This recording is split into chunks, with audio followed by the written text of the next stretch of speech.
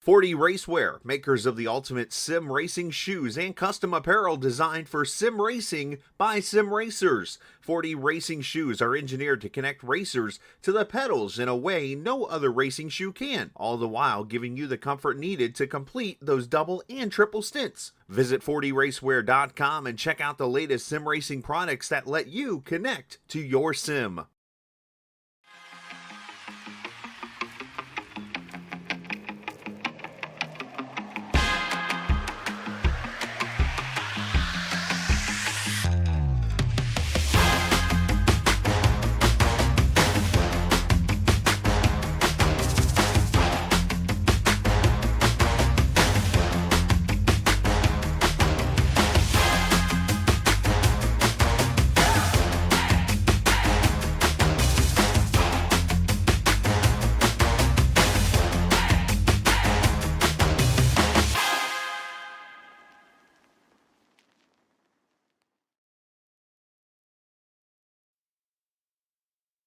Forty Racewear, makers of the ultimate sim racing shoes and custom apparel designed for sim racing by sim racers. 40 racing shoes are engineered to connect racers to the pedals in a way no other racing shoe can, all the while giving you the comfort needed to complete those double and triple stints. Visit 40racewear.com and check out the latest sim racing products that let you connect to your sim.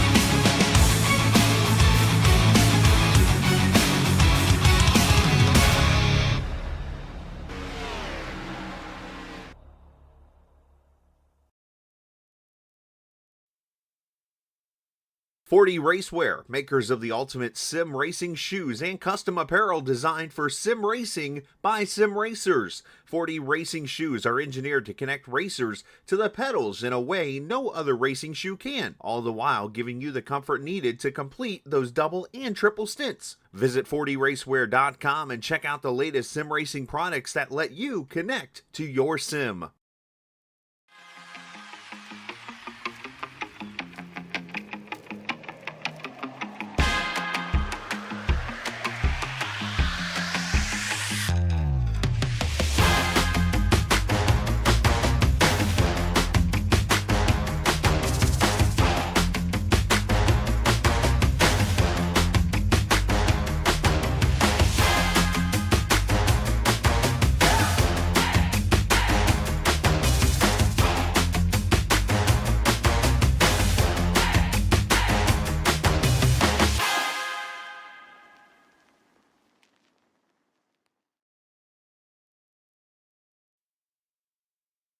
Forty Racewear, makers of the ultimate sim racing shoes and custom apparel designed for sim racing by sim racers. 40 racing shoes are engineered to connect racers to the pedals in a way no other racing shoe can, all the while giving you the comfort needed to complete those double and triple stints. Visit 40racewear.com and check out the latest sim racing products that let you connect to your sim.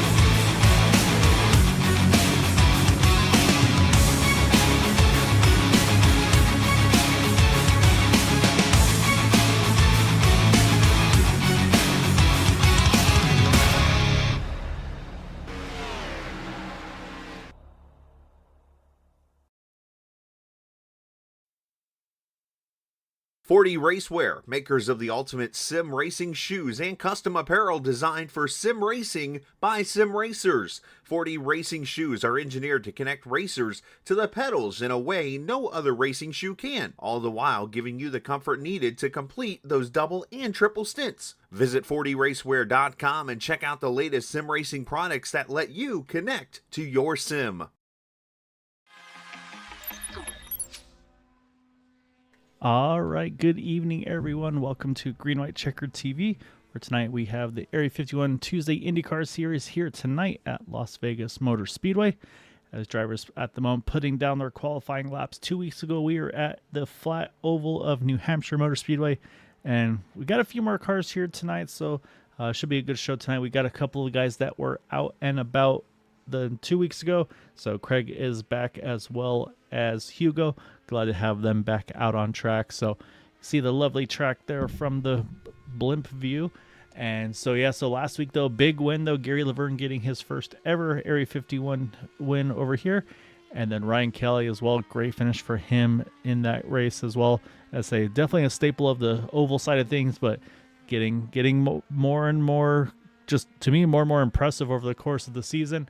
And then Matt Wagner able to sneak ahead of Edson Santos for that third spot, I apologize. And so again, that's just going to keep an eye on those points races. But right now, Andrew, it's still pretty much the Edson and Craig show. It's an 18-point gap between Edson and Craig, with Edson having the margin. Of course, we always talk about the drop weeks will come into play over the rest of the season. And the other big one is in 2 weeks' time, the finale at Indy. It is a double points race, so there's not as much. If let's say you have a bit of a margin, it could be enough that a few points or a few spots difference could be the difference maker just because of those points. So, this will be for Edson. I think he needs to try to pad that lead as much as he can tonight, just to try to maybe get that little bit of extra pressure off of him in 2 weeks' time. I think you might have misspoken there, Kyle. You said we were at the flat track in New Hampshire. That's where we were last week, where sorry. I decided to get in the car and really show my stuff off there. But now we're at Las Vegas tonight, and this is one of those ovals that it's very tricky to keep your tires very fresh during the course of the run. Very similar to New Hampshire, actually. It kind of runs like a flat track in terms of tire wear. You want to make sure you keep your right sides as healthy as you can. Hopefully we see a nice green flag run tonight and a green flag pit stop situation, because it's very easy to get your right side tires worn here. And I think patience is kind of the name of the game here compared to what we see at most of our bigger tracks and what we usually see for these drivers tonight. And I'm excited to see how these guys kind of flip their brains around from running a flat track like New Hampshire and going to Las Vegas. Yeah, no, it's going to be fun to see. Obviously, a lot of room to work on this track, but it's also the inside line, for me at least from familiarity, is the inside line in 1 and 2. It's very bumpy, so we'll see what the preferred line is going to be for these guys. And then talking to Craig, it sounds like this is one of those races where, if you want to, you can really run the bottom line all the way through, but it sounds like it's going to be at the risk of your of it. Sounds like it's going to be about a 36, 37 lap run if you go full rich. So at that point, of course, as we always see these guys, expect some of them to be going in the 40, 45 range is my guess. But that basically does say that it's going to require a 3-stop race under green flag conditions. So that'll, again, same thing, strategy of when do you make those pit stops, and just kind of do you run it long or maybe try to do that undercut and get the fresh tires. So, there's going to be a lot of decisions to be made on the strategy side of things as well here tonight. I have to wonder about, going back to the point situation, how Edson runs this race tonight, because he's on the front row, and we always like to make the claim that when Edson's on the front row, especially starting second, he's starting first tonight, just to get that away a little bit. When he runs first, he tends to have a little bit of a bad race. Things kind of tend to go backwards for him, and he doesn't really make his way back forward again. So hopefully he can stay out front there, but I don't know if that's really what he wants even for this race. I think he really wants to try and just maintain that points lead over Craig. I think that the way that the points are set up, how we were looking at it, shows the drop weeks and everything. So I think everything is live, and if everything is live, I think Edson's just going to want to maintain tonight and run the best race he can and make sure Craig just stays behind him going into the finale. Yeah, and I think that's a great point. Just it's max points. So he's able to get the pole. It's a great start. So get that lap led. So you can just try to collect all the points you can. So, but yeah, like you said though, Edson's going to take pole by about almost a half a tenth over Shane there. So really, really good lap for him in that number 20 car. Then you got Matt Wagner will be right behind him with Gary Laverne again, last week's winner there in fourth. Then you got Jeff Hysong, Jim Herrick there, fifth and sixth. And then you get Ryan Kelly, our runner-up last week, and then Craig Forsyth. So maybe shaking the vacation rust off a little bit in that 99 car there. And then you got Eric Peterson and Frank Irwin Jr. rounding out our top 10. And then Larry Yingling in 11th. Hugo Glass next to him. Again, glad to have Hugo back as always. And then we get to the final starters here. You got Wayne Campbell, Bill Burrell, and then Joseph Morales opting not to put a lap time in for tonight's event. But yeah, it's going to be interesting to see. Again, I'm trying to look at the results from last week. So basically the big things are going to be, of course, leading the lap, leading the most laps. And then the big one too, stay incident free, because that's actually 3 bonus points. So 1 point for leading a lap, another point for leading the most laps. So basically the max bonus points you can get is 5. So that's going to be the goal for Edson. Like you said, is just try to get the max points. And of course, like you said, finish with that 99 car in your mirror to have just the best chance you can in Indy in 2 weeks' time. You say that that's the rule that Santos is going to put in tonight, but I think Craig might actually be going for that bonus point run as well. You're right. I believe he's shaking off the vacation rust. I can attribute I've been in the same boat where maybe I haven't been in the sim rig for a little bit, and you're not really feeling as comfortable or as set with how the car is running, so you're taking your time trying to get back into it again. And that's a good opportunity for allowing the race to play out ahead of you and watch what guys ahead of you are doing, maybe kind of be a little bit reserved. And we know Craig is very reserved in his driving anyway, being known as the tire guy in the series here. So Craig might want to lose a couple spots on the start just to kind of see how the car rides if he hasn't really had a lot of laps in practice to try and figure it out. But there's a lot of guys in this league that are so hungry for a good finish. You got Ryan Kelly, who's always up there, but something always kind of plagues him at the end. Jeff Hysong, who doesn't really qualify well, races his way up front, but this is his opportunity to show that he could run with these guys up front. And then, of course, Hugo Galaz, kind of our star of the season, if I might say. He hasn't really been much of a front runner in previous seasons, but he's shown that he can make his way up there with a good strategy. So we got a lot of moving parts based on how everyone's qualified, and I'm excited to see how this turns out. Yeah, it's going to be a lot of fun to see. So we got 150 laps will be the race length here tonight. As we talked about on the fuel side of things, they won't be able to two stop it to the end. It'll be a 3-stop race as we are underway here with Edson getting a great jump. Looks like everybody's so far so nice and clean through the initial start. Got to get through 1 and 2, and then of course, as we always talk about, Andrew, they got to build those tire temps up before they hit 3 and 4, and then that'll be when these cars start to kind of get the temps in. But then you start to fight that dirty air. So watch for all these drivers to find just any semblance of some clean air on the front wings of their cars here. I was going to say, not a great start for Jim Herrick, who was immediately under threat by his teammate Craig Forsyth behind him and Eric Peterson hanging there. But he rode the outside pretty nicely, and he's put himself right back in the spot to maybe get a spot or two back here.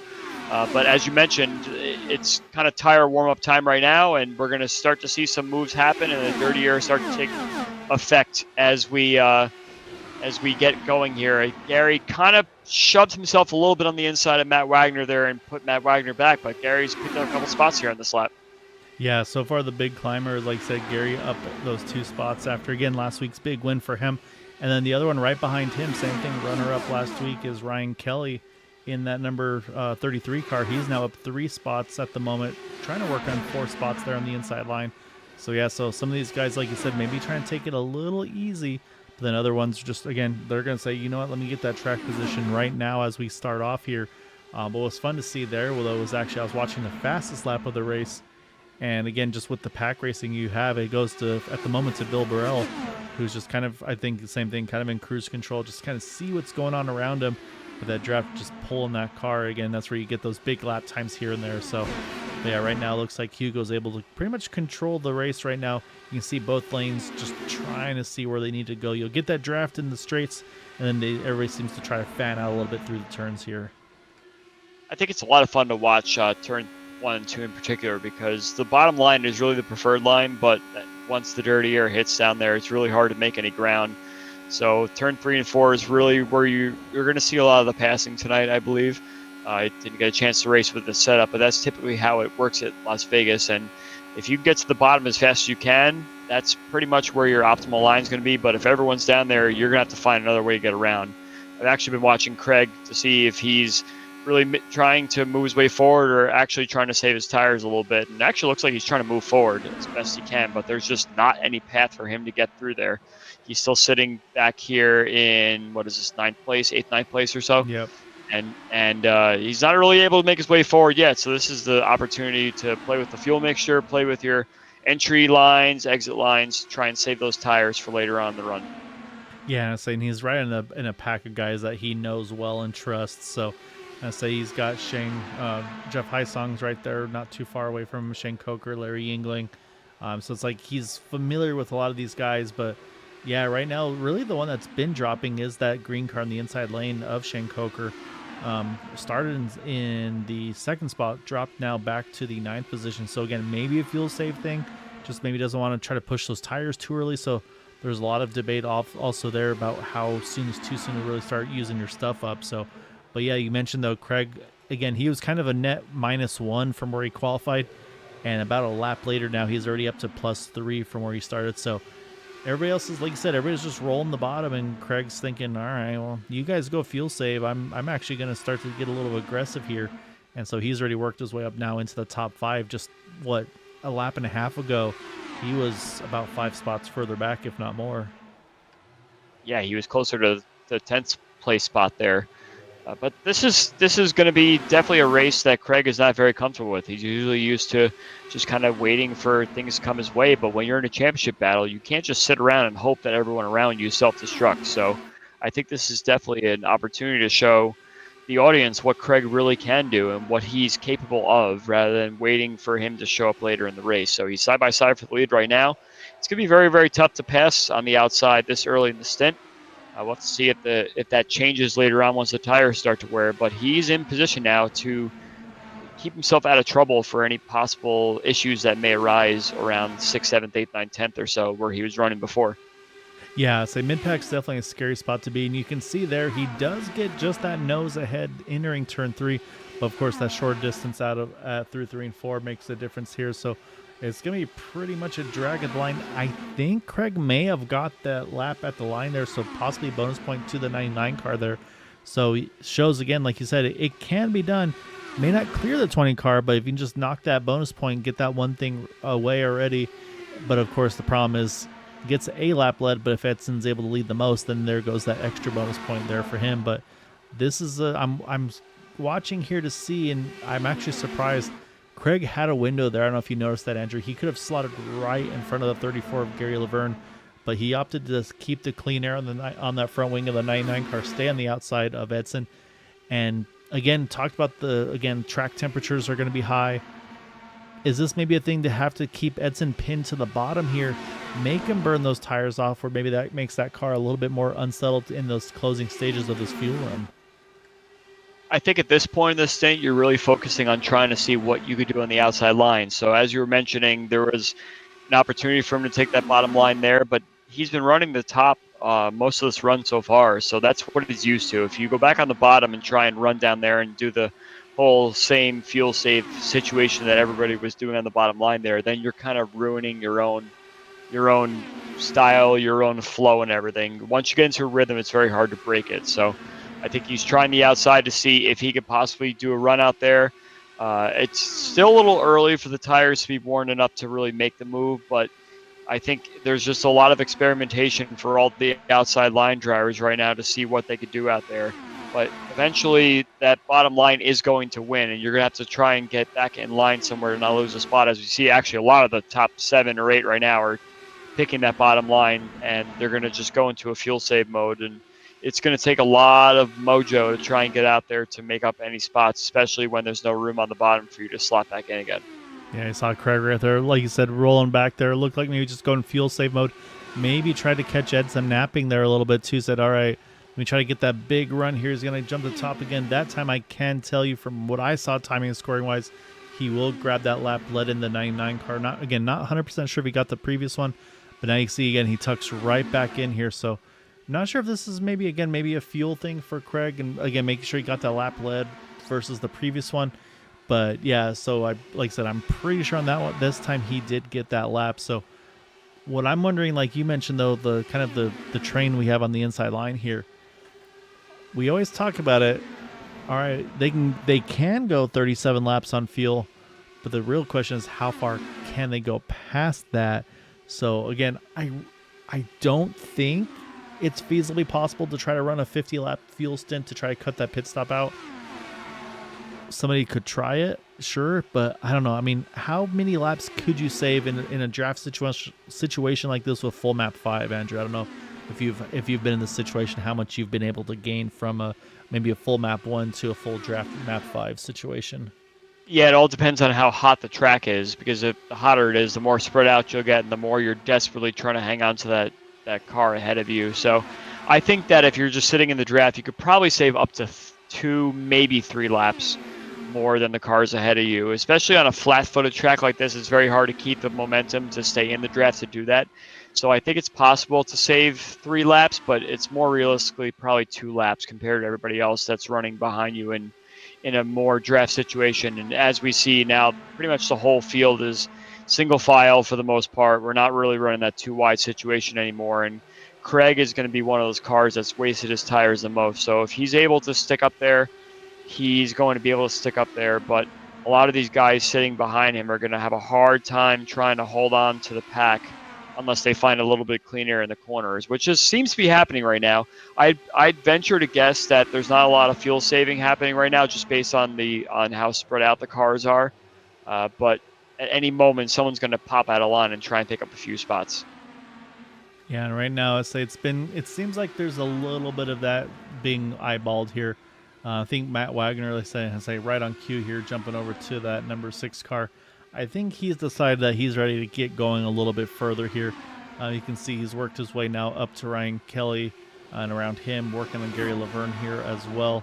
And so it looks like he's going to get right to Craig now. And again, he's got a window now. He can slot in there. You can see how much gap there is between the 34 and the 99. And I think Ryan Kelly saw that too, because now he's getting a little antsy. He's jumped up top here as well.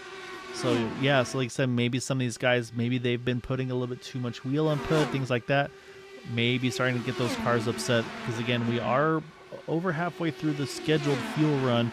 Again, I was hearing about 37 laps, so we're starting 24 now. So pending numbers being accurate, as always, Andrew, probably another 15-ish laps, I would say we can probably expect to see some of these guys do.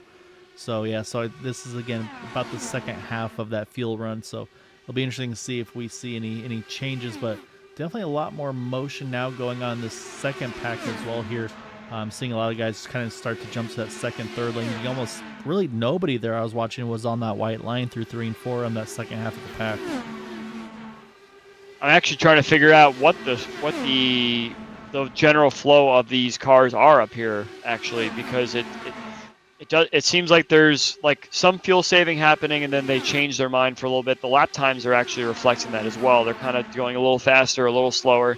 So I think Edson up front is keeping a similar pace, but some of this action that's allowing these battles to happen is causing people to say, no, I don't want to lose a spot here. So they might be going a little bit faster than where they need to in certain parts of the track. And I think the bottom line through turn 1 and 2 is still the best, but 3 and 4 is kind of anyone's guess. And we're starting to get a little more scrambled right now as you speak. Yeah, it was weird there. You see Matt was about 3 to 4 tenths off of Edson. And then you started to see kind of almost a traffic jam really behind him. And that traffic jam is really starting to happen here, right around Shankoker, Hugo Galaz, Jim Herrick. This is where everybody's really kind of started to get bottled up a little bit. And so I'm wondering if same thing, if Matt's trying to lay back and just get a really big fuel number possibly in that 6 car. And so again, then everybody else is trying to, then you kind of get that accordion reaction. Okay, I got to lift, K car behind me's got to lift, so on and so forth. So again, that's where when you start to get further mid-pack, kind of what we talked about with Craig earlier, it is a bit of a danger zone, because again, everybody's reaction is going to start to get a little later. And I mean, that's where we see, and that's why they kind of call them those accordion incidents, because it just kind of keeps working its way back until eventually there's that contact. So right now, looks like things have stabilized a little bit. Edson's still got about that 0.3 of a second lead on Matt here. And again, I don't think that's a pace issue for Matt. That's him trying to run a fuel number. I think maybe try to get that one extra lap if he can out of that 6 car. And yeah, I think Ryan Kelly, same thing. He's just pretty content right now, just rolling with him. But what this does to me, though, Andrew, is look at the lines Edson's able to run now. He doesn't have to hold the bottom and just kind of pin it down there. He's opening up the exits. He's having to take it so much easier on his tires versus someone to his outside line where he's going to have to try to keep that wheel in the car. So this is going to be a lot nicer for him with his tire wear. I think no drama on that side of things for this fuel run just based on that. I think you're absolutely right. It gives you a little more flexibility to take a bigger arc, protect those tires, not have to turn so much. And it's always a lot easier when you know the cars behind you are battling. You can kind of do your own thing. I still think it's going to be very, very difficult to pass the leader just based on how much you have the ability to hold the bottom line. But it definitely opens up an opportunity for you to widen your corners out a little bit without being under threat so much. So whereas it looks like Matt and Ryan are kind of battling a little bit more for that second spot, I think Edson can kind of sit a little bit prettier.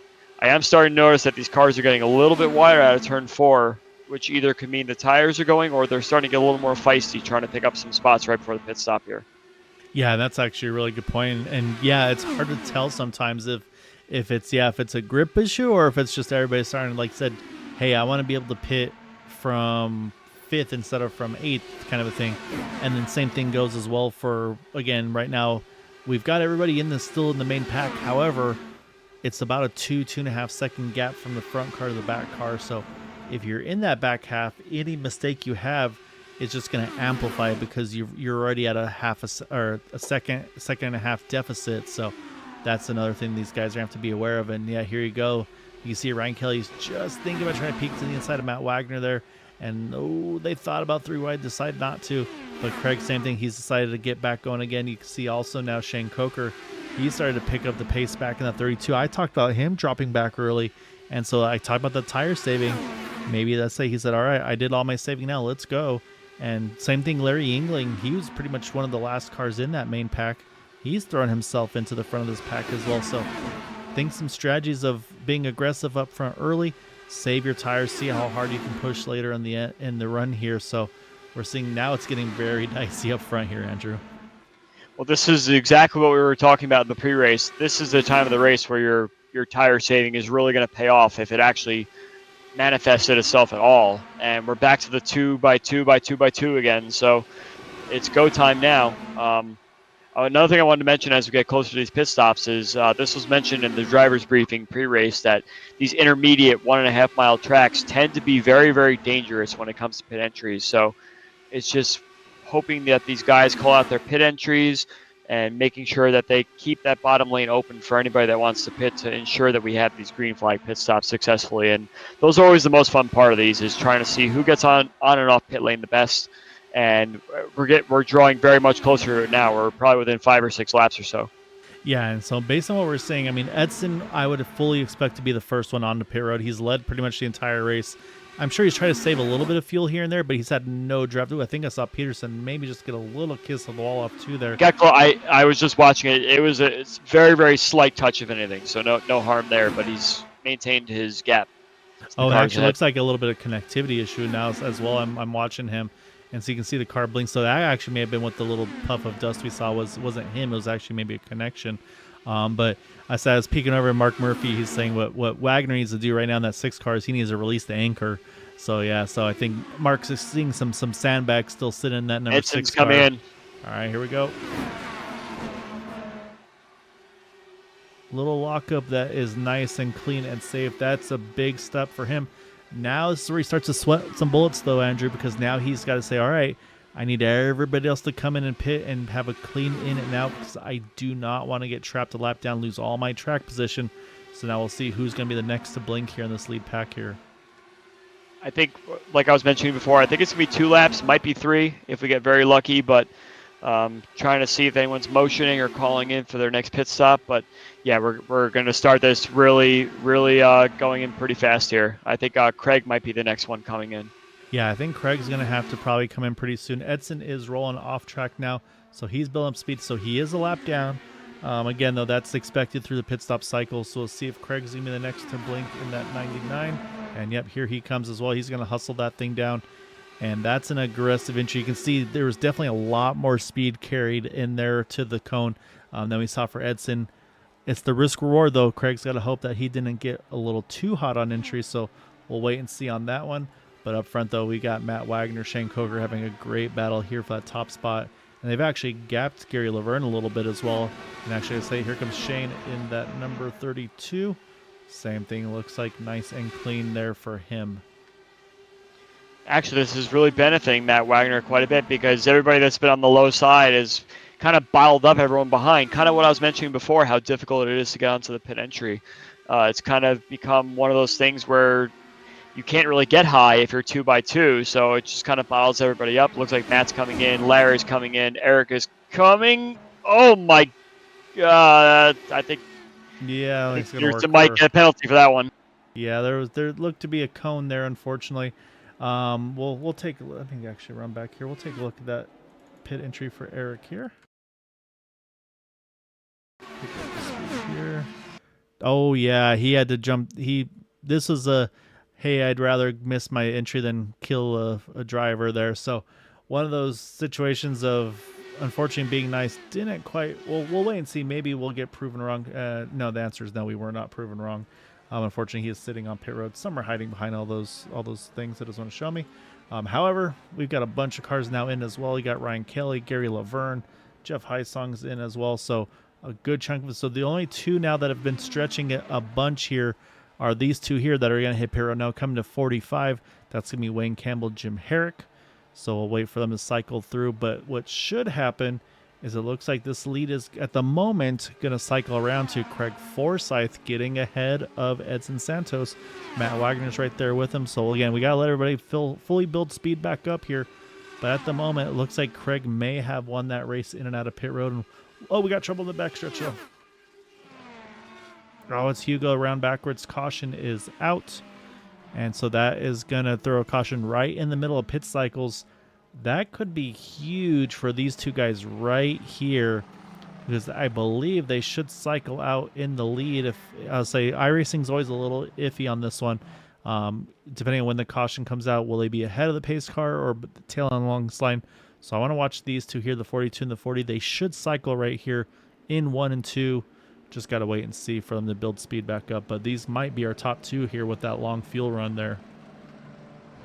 I was just going to mention, you were talking about I was watching Craig and Edson there, and Edson did beat him out, but Craig had a nice run down the back straightaway and was able to just squeeze his way by in turn 3 on the following lap after the pit stop was complete. So Edson did beat him out, but Craig was able to take advantage just with perfect draft and a perfect opportunity to squeeze himself down low. So that's how Craig took the lead back, but it's all kind of for naught now as we're back under a caution period. And these guys are going to have a second to wind down, kind of think about their strategy going forward. But really, really good strategy here. Doing that long pit stop strategy sometimes pays off, especially when everybody else around you has to come in and out of the pits nice and safe. And that doesn't always happen around these 1.5 milers. And you can see right there, I think what happened to Hugo there was he kind of just straddled the two lines there on the apron. Even though they was on the apron, I think there's still a little bit of difference there. And so he does catch the outside wall. I didn't catch that initially, but does a great job. You can see that even though it's sliding, that car is completely locked down here, Andrew. Again, we're also running super slow-mo there, but I'll say Hugo had that car completely locked down, waited for the track to clear, loops it back around. So bummer. Should be okay. And then, yeah, just like you said, though, the strategy, this is perfect for Wayne Campbell, Jim Herrick. Wayne Campbell, he started 13th spot, so that strategy for him, that has him in the top spot now. Strategy-wise, the only driver I think that may have just come in here was Shane Coker that decided to go and take a splash. I'll be curious to see, do we see any other takers? But the other thing that did happen in all of this, though, is we did get a couple cars, unfortunately, caught out on this one. Ryan Kelly and Gary Laverne, they had pit road penalties, so they both actually sit 1 lap down at the moment. And then, unfortunately for Eric Peterson, with his penalty, it actually put him to 2 down. And I'm looking to see, I would have expected to see one of those two drivers get their lap back, the 33 or the 34, but not sure the reasoning, but looks like that is It could have not the been, case. yeah, it could have been perhaps one of the other cars that's currently on the lead lap might have been one lap down while Yeah, we maybe were Shane or something. explaining. Yeah, it's possible that maybe Shane had gotten it. Yeah, because he's not back in the back sort of thing. So maybe he got the lucky dog, came around and pit. I also missed it, so I'm not able to see it. Oh, looks like we got some confusion. Wayne tried to pass the pace car, and now he's not. So we might have an extended caution here. Yeah, and I have seen this before as well, Andrew, where sometimes it'll tell in exact situations like this where it'll tell you basically like past the pace car, and I've had this on the super speedway side where they'll start to go past the pace car and then the whole field's basically a full half lap down or lap down. So this is the right call here for Wayne. He needs to go ahead and do exactly what he's doing. He's building that gap up like we talked about, and then now he's going to be the control car for this race. If you guys taking advantage of that caution gun, just put that little extra splash of fuel in, will be Larry and Hugo. So again, let's see if they can work with that to maybe give themselves a little bit of an advantage. And then Murphy says it's not just sandbags, it's the whole sandbar there in that number 6 car. So we'll see what the sandbags look like on this run here. But at this point, there's no question though, Andrew, like you said, nobody could stop it. So now we even know even closer. So there is from here guaranteed 2 more stops to the end of this one. Yeah, we got 2 more stops to go. We got cars hanging behind the pace car, and looks like we got everything settled. And we're not going to have an extended caution period this time around, so we're back racing again. And we got some new names up front here that we'll have to talk about. But most importantly, for the championship, Craig is ahead of Edson right now, and I'm sure Craig is pretty much shaking all his rust off by now, and now he's going to do his best to kind of hold Edson behind him. As long as he's got 2 cars ahead of him, he can kind of play around with his line, and he was the one that was moving forward in the traffic. Edson's had no traffic yet, so it's going to take a little bit for him to get used to how these cars are handling in the dirty air. Yeah, no, exactly right. And the other thing I'm thinking on that one too is, like you said, Edson's going to have to start learning, okay, what adjustments do I need to make? What's going to be the right combos and everything like that? And you can see right now, I'm wondering if this is Craig saying, hey, let me see if I can maybe catch Wayne here. Like you said, maybe in a position that he hasn't been in a ton this season. Maybe I can see if I can find a way to sneak around him, because again, talk about the bonus points. So Craig's had a lap led. We know Edson's led a good chunk of this initial 50, so I would say probably 40-ish. Excuse me for the cat yelling in the background. Wait, I have some cats who are enemies with each other. Anywho, so I mean, for Craig here, if he can get around the 42 car, again, that let him start trying to click off some laps led, maybe try to jump that overall lap led position to himself. But right now though, I say now he's in that dirty air of the 42, and that's now allowing Edson to roll that top side. So yeah, right now, let's say we're kind of getting that 2x2 train that we saw earlier. Actually trying to watch Edson's line, because I was just about to comment that he has been so much out of the dirty air situation that he keeps running the high line and losing time, but Craig being on the bottom is also losing time in dirty air. So eventually, and this is exactly what I thought was going to play out, Craig was going to win the battle for now. Craig does not seem to be sucking up to Wayne so much, so I think he might be doing a little bit of a fuel save. Just a quick brief teaspoon here, teaspoon there. He tried the outside run and was not able to be successful, so that bottom line still is the preferred line and very, very difficult to get by. And I don't think Edson's going to be very successful up high, especially in turn 1 and 2, because you want to be on the bottom there. But you got hungry guys that are trying to displace Edson on the high side. As you can see, he's kind of out there all by himself right now, and not much room for him to slap back in again. So once this line gets going, Edson's going to have to really decide what his next move is going to be. Yeah, and right now, and so the thing is, Craig, obviously, he's going to see any way he can keep Edson pinned up top here as long as possible. He's going to try to do that. It's like Craig's also got a teammate of Jim Herrick right behind him. But, man, Andrew, we are getting pretty tight up front here. I say they feel like they're playing kind of nice earlier, giving each other a couple car links, all that. I mean, we are right on the gearbox. But, man, right there, though, Either a little hiccup for Wayne, I'm not sure, but either way, though, Edson capitalized huge.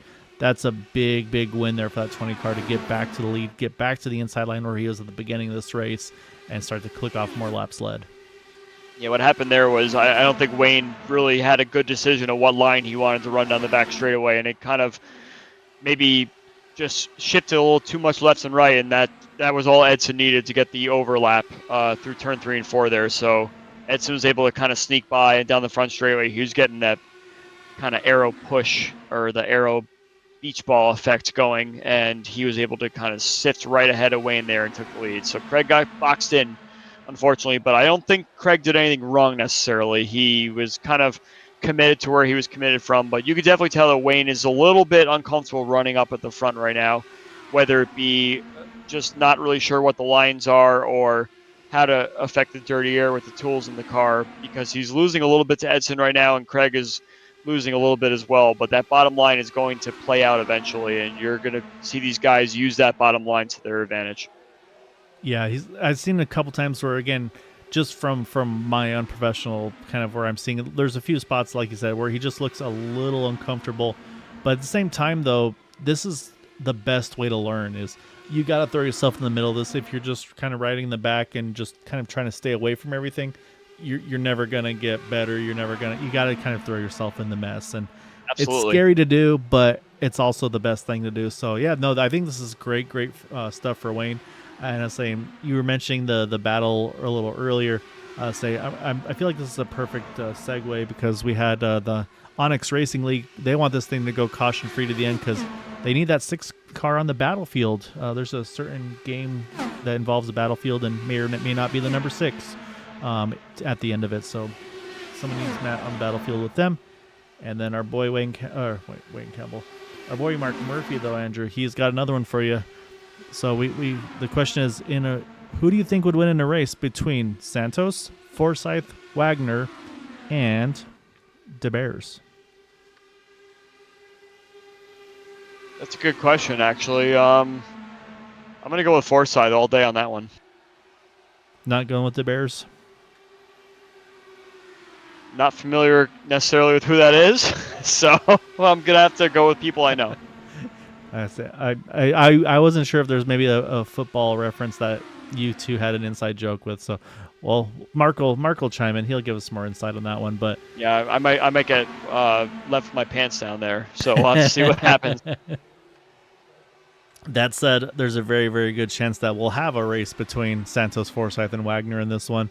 But again, though, I mean, I still don't count out the guys like Ryan Kelly, Ryan Kelly's actually, I'm sorry, he's got to get laps back, and he's trying, though. I got to say, he's in that top 3 or 4 spots. So right now, the biggest fan of Ryan Kelly is going to be Gary Laverne, because if Ryan can get up there on his own, that would actually put Gary then as the first car one down.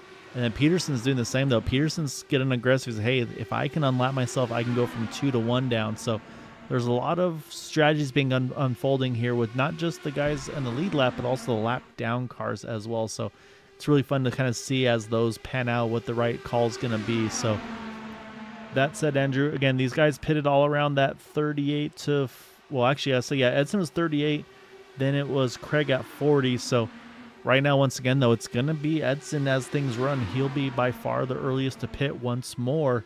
Because, again, I mean, Larry Yingling, he pitted at 46 under the yellow. So it won't be quite an 8-lap gain, but he's probably got a good, I would say, 5 laps, you would think, maybe over Edson with the fuel map 8 and all that going on. Roughly, I would say about 5 laps. You're correct there, as Ryan moved into that spot ahead of Wayne Campbell there, and he's going to go for Edson next. I think that these guys that are saving the fuel are going to compound that on the second stop here. So if you saved a little bit on the first run, then you're going to save a little bit more here. Edson will probably be the first one to dive out again, especially as he's the leader again. So he's burning more fuel than anybody up front. But since it's not going to hurt him, since everyone's got to do 2 more stops here, as you were mentioning before. All right, so now if you're Edson, you see Ryan Kelly behind you. He's gotten up to that second spot. Peterson's coming too. Do you say, I need to keep this clean air? Or it's like, hey, I could actually let this guy by and I could save some fuel off of them so I don't have to stress for as long of a fuel run. And also, I don't want to risk my championship with fighting this guy too hard. I mean, do you consider rolling out and letting them go and then going to fuel save and maybe going in behind the 33 and or the 36?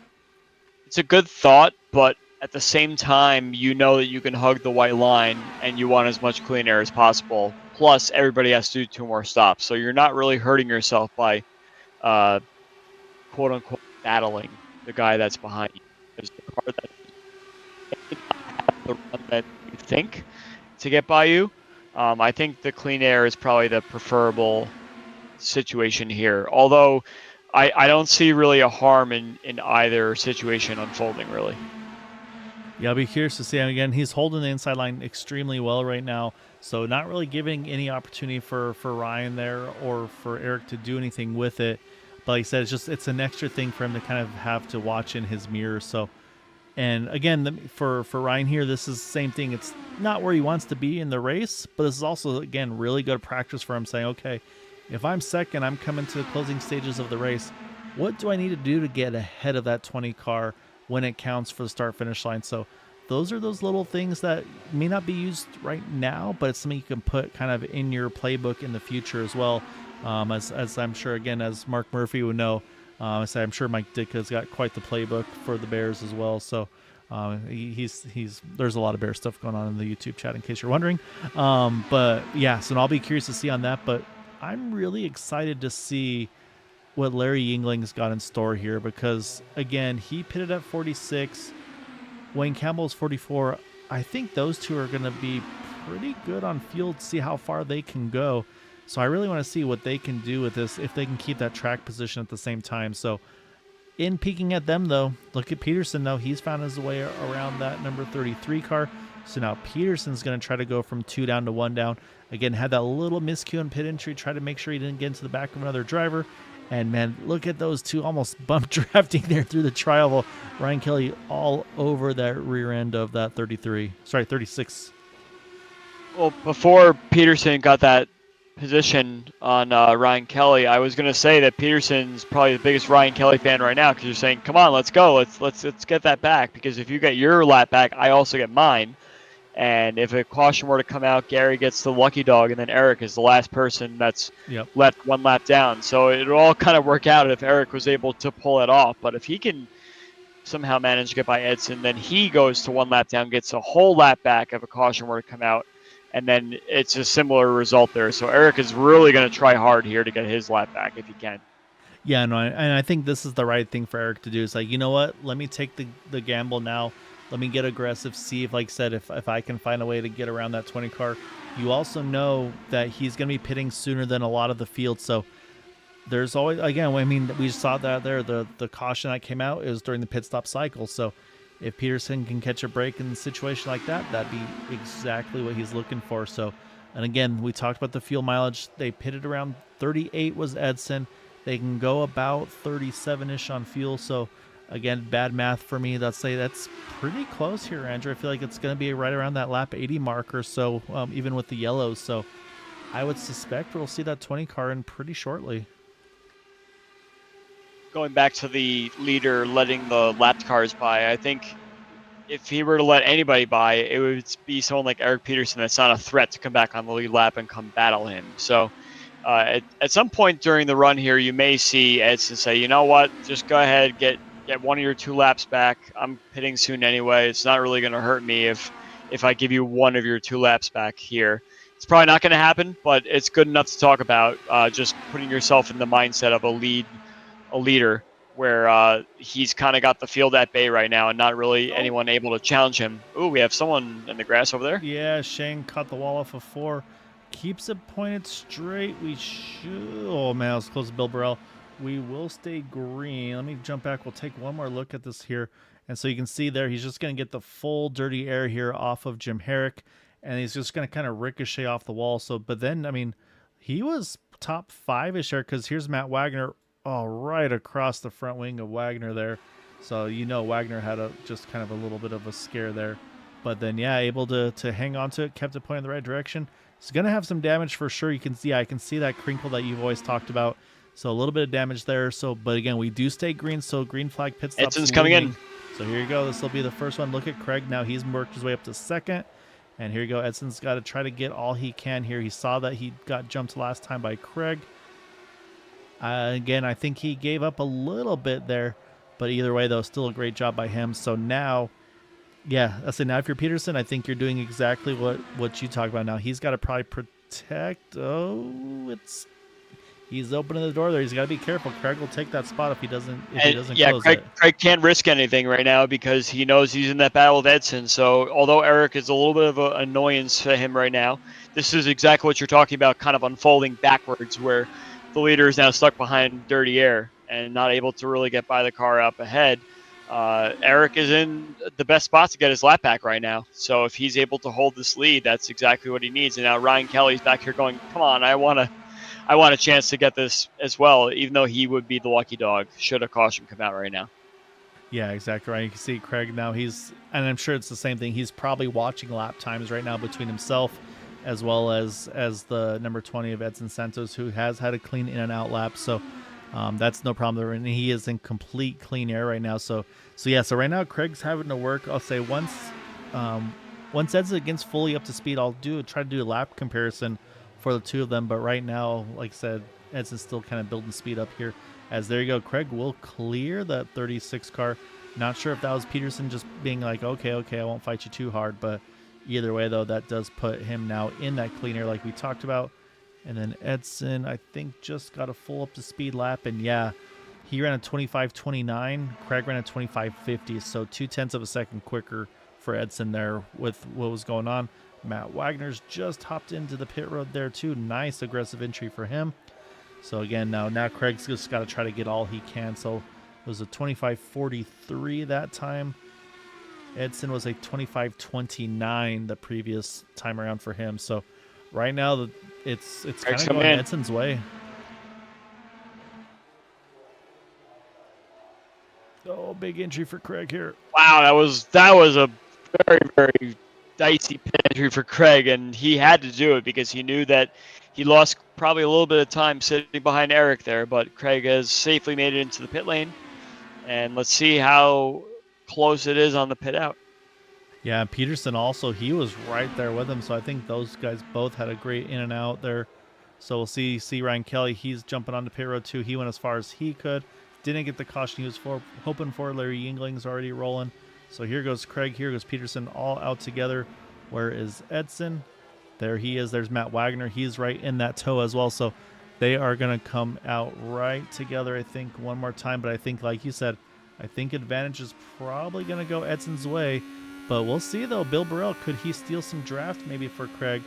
But no, here's the answer, though. Edson looks like will clear. Yes, he will clear. And so put Edson back to the point for the moment. Can Matt follow suit? Ooh, this one's going to be closer. I think Craig's going to steal some draft off of that 20. It's going to pin Matt up top here. So right now it's going to be these top three are all together. Now we got to see where the rest cycle out. But leaders are starting to pit now. Wayne Campbell's coming in. I think Larry Yingling is the next lap. We've got some long runners here. Larry, Jeff, Hugo, Herrick. None of these guys have pitted yet. I believe Larry, Jeff, and Jim Herrick are going to come in this lap. I think Hugo might go one more. Hugo's our fuel man. I say he can stretch these things in that number 57. So we'll see here. Do we see Larry? Yep, here comes Hai Song. Oh, it's almost the same thing there. I saw Hai Song run wide. Gets it down in time. I think met the pit speed line too. There's Laverne as well. So yeah, so here's Hugo still coming out, as well as Herrick and Irwin Jr. So these three have yet to make their scheduled stop at this point in this race. I think Frank Irwin's coming in this lap. I believe Hugo also might be coming in this lap. Yep, Hugo is in. Herrick's stretching it big in that 40 car. So yep, here they come in nice and clean for those two. So Jim Herrick's going to tank the point in that 40. We are 62 to go here. Again, so nobody can make it to the end.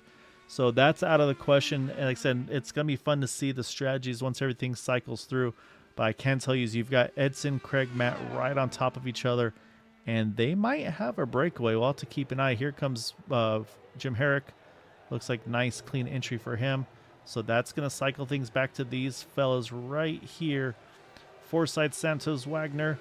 And then they did break the draft here. Look at Jeff Heisong. He is a fair bit back here. So that's going to be, I believe, 4th place when it's all said and done. So great job by those top 3 drivers here. And then also got to add Ryan Kelly to mix. Again, lap down, but was in and out of the pits just as fast as our top 3 drivers here. Well, that's also good for Jeff because it looked like he almost missed the pit entry behind Larry, and he managed to get by Larry. So Larry takes a spot back right now, and they might have to go into a swap draft situation to catch those leaders because they're about 2.5 seconds up the road. Yeah, but say Jim Herrick's rolling out pit road as well, so he should cycle right with them. But yeah, you're right, though. It's about almost 3 seconds from Matt Wagner, Larry Yingling. So yeah, this is where you talk about the communication for pit entry. Now it's also got to be the communication for, hey, we got to work together here if we want to try to close that gap. So I'm going to watch lap times. Right now, Larry's going to be the leading car of that group, so I'd like to see what he runs. And last time by, he did run a 25.20. Leaders was a 25.42, so he was 0.2 quicker. So it's getting there, but he needs about another second before he really starts to feel that draft. So we'll see if he can turn that 3-car breakaway into about, let's say, be 7 cars. Although as soon as I say that, I'm watching the gaps and they're all closing. Hugo's catching back up to Joseph Morales, and then Frank Irwin Jr. is not that far back. So we might wind up with the top 10 all right back together if they can kind of keep organized here. And it's very, very hard to do a swap draft on an intermediate track like this because it's such a flat-out track. You're not really lifting very much, so there's not really an opportunity to get a huge draft anywhere on the track to try and do any swapping. You're not really going to go that much faster if you kind of lift and let someone go and do that sort of thing. So it's more opportunistic for the guy up front to just run the bottom and run as optimally as they can on the bottom there to try and run faster lap times. So I don't really see much that Larry could do with Jeff in a swap draft situation here. It can work if you do it in such a way that you really hang back in the draft to really slingshot your way by, but I don't think there's enough straightaway on these 1.5 miles to do it. So it's really going to come down to who runs the better line on the bottom, Larry versus Edson. And we saw that Larry was more beneficial doing it earlier. Not sure if that was just Edson trying to play more defense for Craig behind that's allowing Larry to run faster, but you're not really going to gain oodles of time if you're doing it the way that these guys are doing it now. Yeah, and that said, Larry has been slowly but surely bringing that gap in. It was about 3 seconds we talked about earlier to him and Matt. It's at pretty much 2 seconds on the dot now. So again, he's getting there, and what's going to happen is he's about to start to sniff some of that draft off that 6 car, and so that's going to pull him right in the mix. And I do agree with you. I think that in all of this as well, that Edson's probably have to play a little bit more defense, where maybe Larry and Jeff are saying, hey, don't just run your line, run with the fastest lane you can here, because that's going to be the way to go for us. As you can see right now, Craig's definitely trying some things, right? You see how wide he took out of 3 and 4 there. He's trying to build that big head of steam. Here you go. He's going to try to run the top side here. And I'm watching, again, the gap 1.6 from Larry to Matt. So I would say at this point, pretty much say Larry's in that draft. So that 3-car breakaway here, that's about to turn into a 10-car pack. And what a great job from Larry to just kind of have the mindset trusting Jeff behind, that he's not really going to go side by side with him. And Jeff is one of those guys that is a team player. He's not going to really challenge too much when he's racing here. He wants to work just as hard as anyone to try and get any sort of advantage that he can. So he's just kind of staying right behind Larry and letting Yingling do all the work. And Yingling has done it very effectively because, as you mentioned, he is definitely in that draft now. So this is going to start to close back up again. I think the side-by-side running with Craig and Edson definitely helped attribute to that. Yeah, and he saw Craig. He tried something there where he said, I'm going to take it really wide, and I'm going to try to get a huge arc, get that big draft and make a move. Just not enough yet to make that pass happen. So he's trying to figure out where it is. And yes, like you said, there's Larry. He's back, and then you go all the way to even to Joseph Morales. Like I said, that 3-car breakaway is now a top 10 pack once more. And again, we still got one more pit stop to go in this race. And that's where then things get a little bit interesting here, because you're going to have a bit of a window, I feel like, for when you can make that final stop, if I'm not mistaken. Again, we'll say, let's say the 37 marks the, like, kind of the furthest they can go, which I think at this point we could say is probably actually a little further. But yeah, so they could pit in about what 13, 14 laps, and they'd be good to the end on fuel. So do you short pit if you're one of these guys? Like, I mean, we saw Edson, he was able to actually gain some time on Craig during all of this situation, or do you maybe say, all right, I'm just gonna run it all the way out, and maybe I catch a yellow, and then yes, I mean, who's gonna be the gambler in this one? I mean, I feel like it's probably has to be Craig, right? I don't think anybody's going to short pit here because it's such a big risk to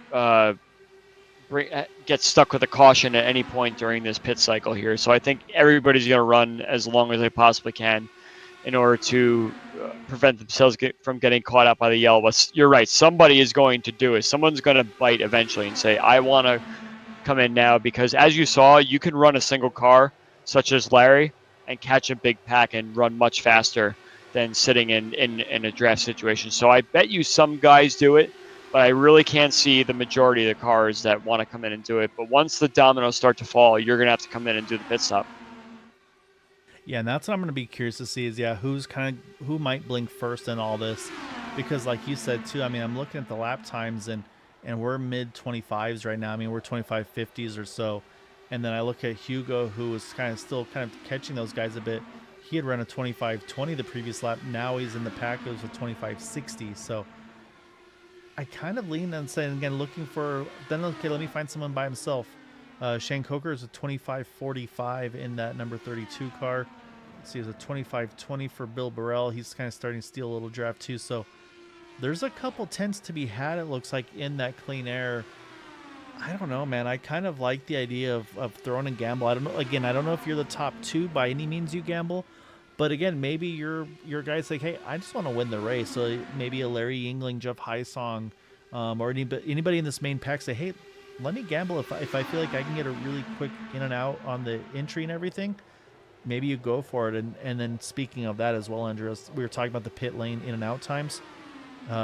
Total pit lane time I was showing for Edson was 37.2. It was 34.2 for Craig. So we talked about all the tenths of a second he was losing on track. I think he was able to pretty much gain it all during that pit stop cycle. However, Jeff Hysong, 33.43 total pit lane time in that 18 car. That was the fastest of anybody in that last stop. So, and that's 8 tenths over Craig. And we saw the pit entry that Craig had there.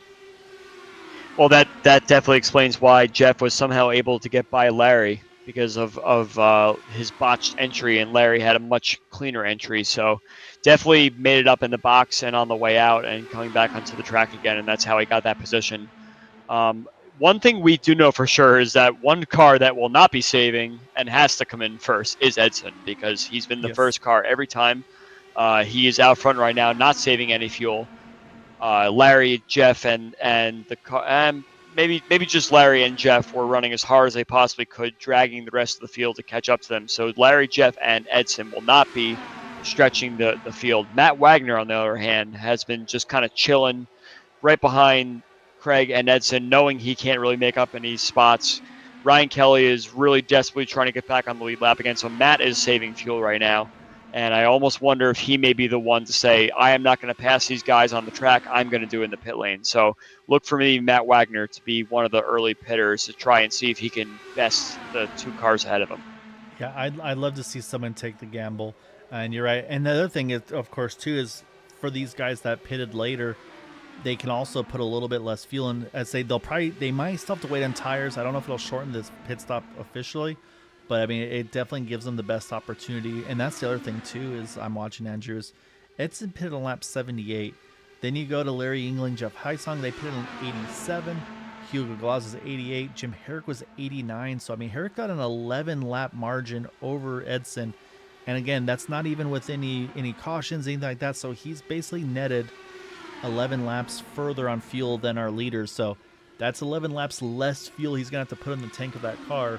Again, tires will still probably take up most, if not all, of the pit stops. So there's some potential. And again, they can also just run 10 more laps, and if a caution comes out, trap a bunch of guys a lap down. So this is where things are about to get a little nervous for these guys, because we are 39 to go that time around.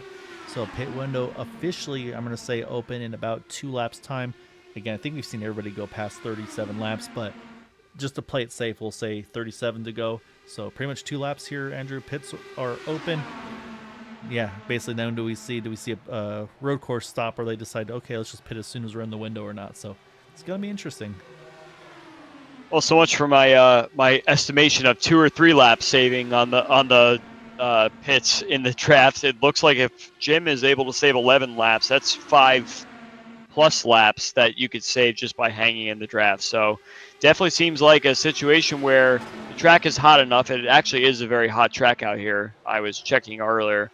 And, yeah, you could definitely save quite a bit of fuel just by hanging out in the draft. So Matt's definitely saving a lot of fuel where he is right now, not pushing it at all, and still maintaining the same amount of distance to the cars up ahead of him. So he's going to start saving some fuel. But actually, Edson will be taking his last pit stop right now. So the dominoes will start to fall very soon. Yeah, so that again, so he's pitting as soon as I went. This is basically the road course approach. As soon as it's in, that was a much more aggressive entry from Edson. Looked nice and clean from here. So yeah, so Edson again, he's like, okay, I didn't get the in I needed last time. I'm gonna get it here. So great entry for him there. It looked like Shane Coker, he's hopped in as well there. So now Craig's got the clean air he wants. So we'll see. It's time for him to go. Yep, I'll say does he react, or does he say, okay, now it's time for those Q laps that I've been talking about? And again, I can't say for sure what he's doing. Oh, what you got? No, all the cars around Jim Herrick, all 3 of them almost took turn 4 wall down. So it's time now to start really moving, and they're getting a little aggressive. And this is honestly, I mean, this is probably what Craig wants to see is like, hey man, if you guys want to bring out a caution now, that's perfect. So you're going to trap my competition down a lap right now. So that's what he's going to be hoping for. But what I was going to mention is I've seen some guys do it. I've seen it obviously in actual IndyCar, especially in qualifying, where they have that kind of that speed weight jacker button where they'll push the weight jacker all the way to the back on the straightaways, put it back where it needs to be in the turns, just to try to get that rear wing out of the air during the straights to get that little extra speed. So I don't know if that's something these drivers are able to do here. Matt Wagner's going for it. I knew he was going to be an early pitter. I knew that he was saying, I'm not going to pass the cars on track. I'm coming in now. I want the clean air. So I'll have to wait and see how he comes out in relation to Edson. Waiting for a lap time for Edson to get a full up to speed lap here. Look at Jeff Heisong, by the way, because again, he pitted 87. So again, he about 10 laps almost on Edson. So that's a great job by him there as well. And see Edson 25. Oh man, 25-27 for that 20 car. Craig by himself in the clean air, 25-45. So again, 2/10 quicker. So these tires must be doing a fair bit here. Well, you saw it with Larry dragging the field up front. If you could run by yourself on the bottom line without any hindrances, that's the best way to go. So eventually Craig's going to have to pull the plug, but it's so risky to come in before everyone else because you know that yellow flag is looming, and if you get caught a lap down, that's the end of your race. So I think we got some more pitters. Craig's coming in, Larry's coming in, Wayne's coming in. So this is the time where people are saying, I'm losing too much time. I got to come in. Yeah, so where Craig's going to get greedy again. He's going to get everything he can. Ooh, was that too much? Him and Larry were very hot on entry. We'll have to wait and see. But again, though, Craig knows he's got to get it all if he can. And so now that's going to put Jim Herrick to the front. And then again, then I think you play the opposite game. If I'm Hugo, if I'm Jim Herrick, you stay out. You run this thing as long as you humanly can. Absolutely. Jeff's coming in. Well, here comes Jeff now, though. So he's going to, and Jim too. So I'm a little surprised on this one. I thought they would go further, truthfully. So that now opens for Hugo. And we know Hugo's a great fuel saver. He can't make it to the end. We all know that. But again, though, look at the timing and scoring. Look how many cars are a lap down right now. That's what I'm eyeballing if I'm those guys. So then let's go to our pit stops here. Here you go. Pit stop cycle. Craig is ahead. He's got Edson. He's got Matt. They're side by side with one another. Can he get that car fully up to speed, or will Edson clear? I think Edson's going to get him here still, so we'll see if he can get to that inside line just in time for turn one. Yep, can't quite hold him off. There's a great job by Craig. Did everything he could, but Edson was able to get that spot back here. So now Craig's going to have to try to fight extremely hard to get that top spot here once cycle's complete. Yeah, the risk of the yellow mostly comes from the pit in and the pit out. So you're right. If you're Hugo, if you're uh, has anyone else besides Hugo, Bill Burrell? I think he's a little too far Yeah, back to really be Burrell and in the Laverne, yeah. conversation. But if you don't see anybody else pitting, then yes, you are going to run the tank out because there's less risk of a caution than if people are just driving around. As we've seen, there's been no real yellow flag issues under green flag situations. So Hugo at this point needs to just run it as long as he can and just hope that something happens. But you made your bet at this point. Now you got to stick to the strategy. And the thing is, I mean, there is still things that can happen because you've got a big fight here for championship contenders running 1-2. Craig's going to be desperate to get around Hugo, or sorry, to get around Edson. And then you got Larry now. He's right into the mix here with Matt Wagner. And again, all these guys pitted within relative range of each other. Edson was about 6 laps before these guys. So it was 120 for Craig. It was 114 for Edson. And then 117 for Matt, 121 for Larry. Or sorry, 120 for Larry, also with Craig there. So yeah, it's all to play for here. And you can see here's Haisong, he's back in the mix here. Herrick's back in the mix. So again, everybody's pulling themselves slowly but surely back into this fight here. So now it's just like I said, Craig's got to find a way either to try to make sure he can nip that number 20 at the line or somehow force that 20 into a mistake. But again, that's that risk versus reward though, because unfortunately netcode is not the nicest of things at times. But behind him, I'm watching though. I mean, there's some drivers getting antsy here. I'm watching the 18, I'm watching the 40. They're ready to go here. They want to try to get this win as well.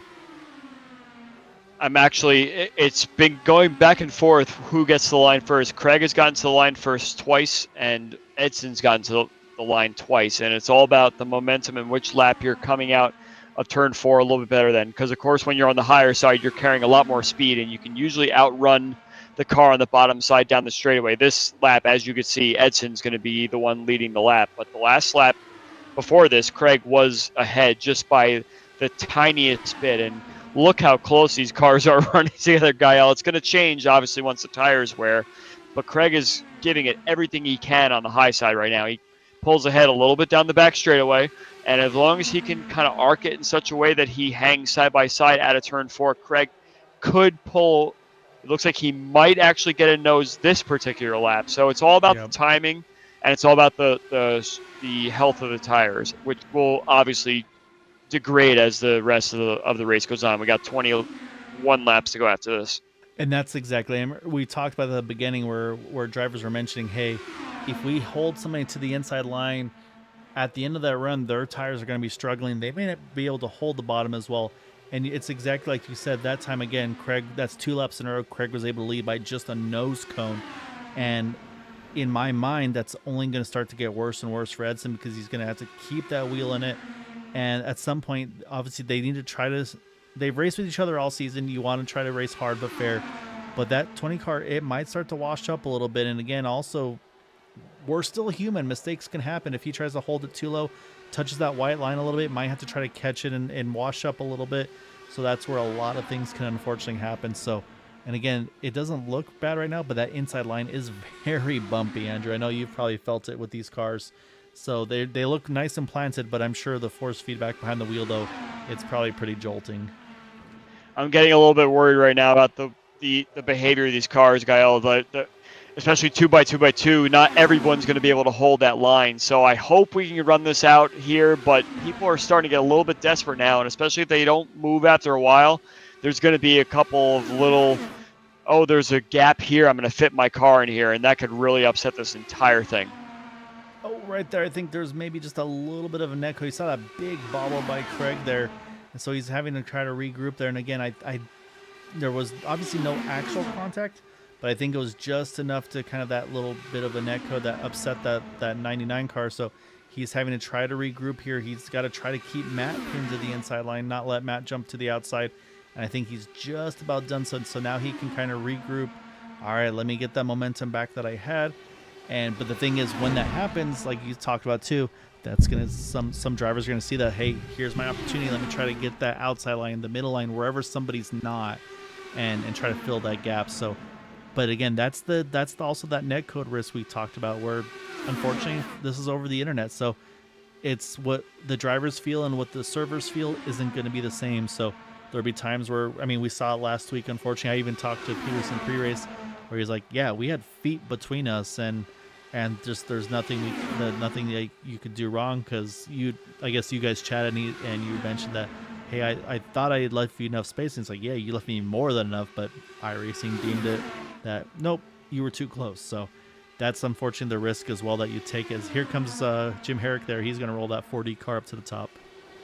Why not, right? It's not going to work sitting 2x2, so let's put my car somewhere else. But that's just going to upset the whole flow of what everyone's been doing. And I feel bad for Larry right now because now he's getting the 3 wide call, and he's like, okay, I don't know where I got to put my car because everyone is just kind of scattered like a hornet's nest behind me. So I think Larry's going to feel a little bit of pressure to try something on the outside now. Oh my goodness, we are so close with. Oh man, it's getting closer and closer, and now there's a spot for Larry to find the bottom if he wants it, but does he want it, knowing that he'll just get dirty air? Yeah, and that's exactly it. And the thing is, though, he had about maybe a half lap to make that decision, and he can't anymore because now 18 Jeff Heisong yet. Now Larry's going to run the top side. As you were worried about the 2x2, we're going to go 3x3 here as we're coming around to 13 to go. Yeah, Larry had to do that because he sees that everyone behind him is saying, you need to do something other than sit here because you're not getting us anywhere, and I'm just going to put myself in such a spot that I'm going to make you uncomfortable. He felt the pressure. Now he's got to go 3 wide. Ryan Kelly filled that hole in the bottom. I think that's probably where Larry should have put his car, despite having to deal with clean air. You know you're safe down there, and now that spot's gone. So now he's stuck on the outside again. Being on the outside second row car is the most uncomfortable spot to be in a situation like we're racing right now. But I give these guys a lot of credit for giving each other a ton of room right now and racing clean. But I just can't see this sustaining for another 12 laps. Kyle, I hate to sound so negative about it, but everybody needs to find a spot somewhere, and it's going to end in tears eventually for someone here if they're not careful. Yeah, I saw a little bobble from Herrick, though, able to gather it quickly. So we still keep on underway here. But yeah, so now Matt Wagner, he's got momentum. He's going to try to jump to the top side. 'Cause like you said, it's you got to try to go somewhere. But like you said, though, when you're middle 3 in that second row, because well, here we'll show you here. Yeah, Larry's going to get boxed out right here. If there's a spot on the bottom, he's got to take it. No, but so he's got a Heisong right there. But yeah, so there's a bump. Herrick bumped someone behind. That might have been Jeff Heisong. I'm not really sure. Oh man, this is I would say we're down to 10 to go, and again, like I said, that's a big move by Heisong. He's gonna try to gather back, and you saw Edson had to react to that there because he wasn't sure if Jeff was gonna hold that spot or not there, and so he had to drift up. Craig had to drift up. Larry's got to fill that hole. Yep, he needs to take that now. He's gonna hold the middle once more though, and so he's gonna stay pinned on that middle lane. I wouldn't say pinned, but he's gonna kind of stay committed to that middle lane. But that's also Edson now. He's gonna have seen that there and said, all right, I can't drift up as much as I want to because someone might try to steal that spot from me. I mean, we've seen it before. Let's say I wasn't in the race, but I was watching the broadcast and saw post race where there was a move made to the inside on the white flag lap, and it was deemed that you in that league you're not allowed to pass under the white line. As all these guys are way too close there. I do not want to be where Larry is. He just gets sandwiched every corner, and it's such a nerve-wracking. All these guys right now are either shaking, sweating, about to pee their pants, or all three at one time. Oh my goodness, yeah, this is wild right now. So it's like I said, now it's just anybody's guess. Again, here we go 3x3 one more time. Here you've got the 6, the 99, the 20 on the front row. Then you get the 57, the 67, and the 18 on the second row. Jim Herrick's ready to capitalize on anybody, and we haven't even been talking about Wayne Campbell's right here, Joseph Morales. And I think Joseph says, you guys do all this craziness. If something happens, I'm ready to pick up all the places as they just about to head in the trial. I mean, now it's, Larry's trying to find a spot where there's no one now. There's the contact. Yep. Oh, they save it. And that is exactly why I do not want to be in the spot. Every lap they were sandwiching from the bottom and the top, and every lap he was getting squeezed out. And you just need to find a spot where you're safer. Oh, and unfortunately, yeah, you're unfortunately not safe right there where you are. There's the contact. Oh no, there's the caution's out. Wayne Campbell around, Matt Wagner around, and I think that was just kind of the accordion from it.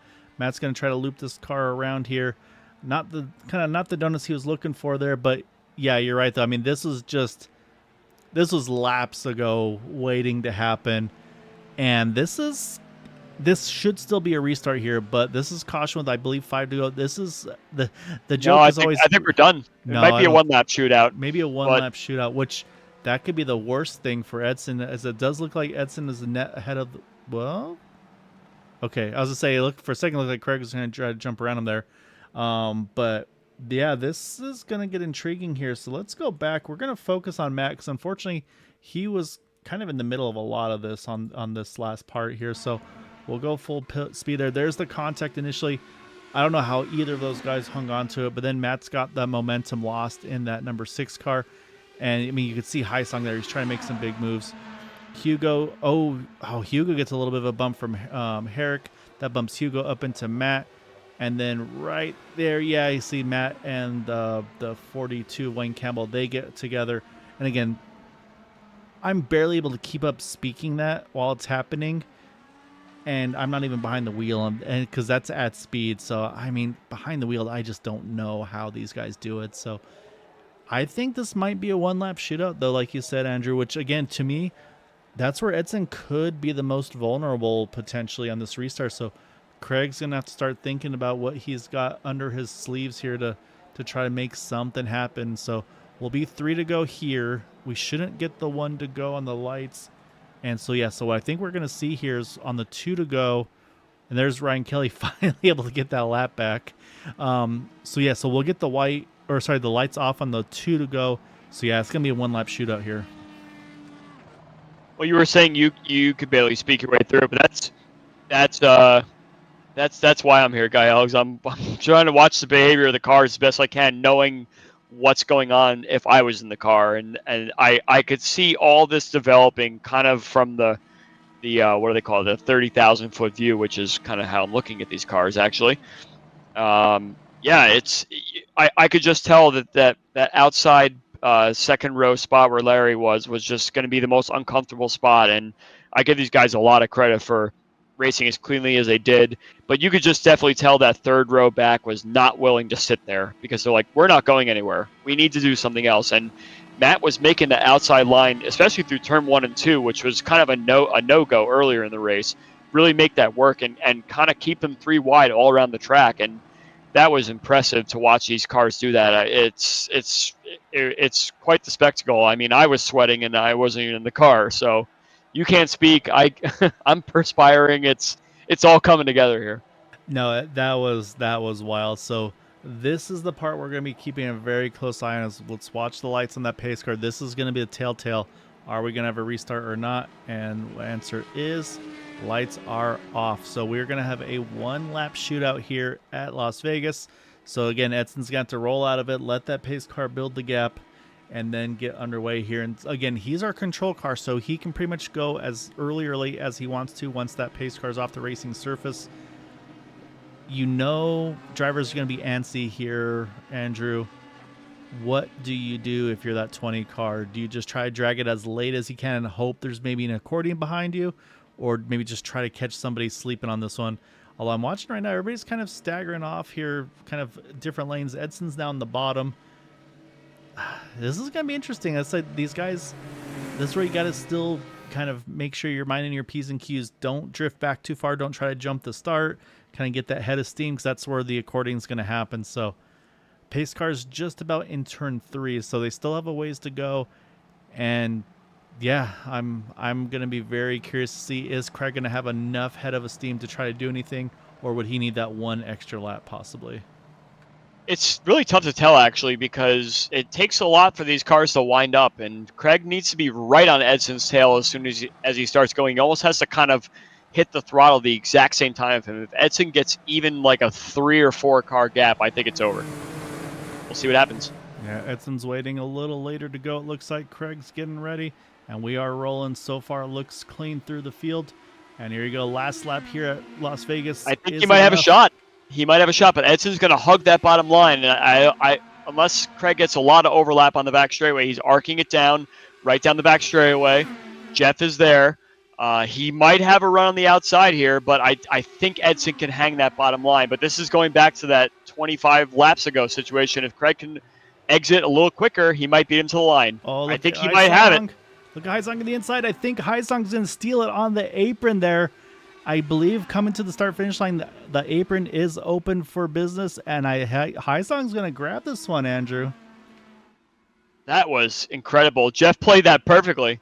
They were so focused on each other for the championship that I don't think they even thought about him there in third. So we'll jump back on here. I said, we'll watch this from the point of view of our race winner, Jeff Haisong, because again, if I'm not 100% sure, but I'm pretty sure the rule is on the white flag, you can go below the white line as long as you don't cause a wreck. So we'll watch here so you can see, like I said, he's putting the pressure on Craig. He's getting to Craig's quarter panel there. But Craig says, all right, I got to do what I did earlier. And like you said, Craig played this perfectly, but then they stayed focused on each other. Edson didn't go to the apron, and no hesitation there saying, I'll try to catch it just in time. I was a little late there. We'll go back a little bit.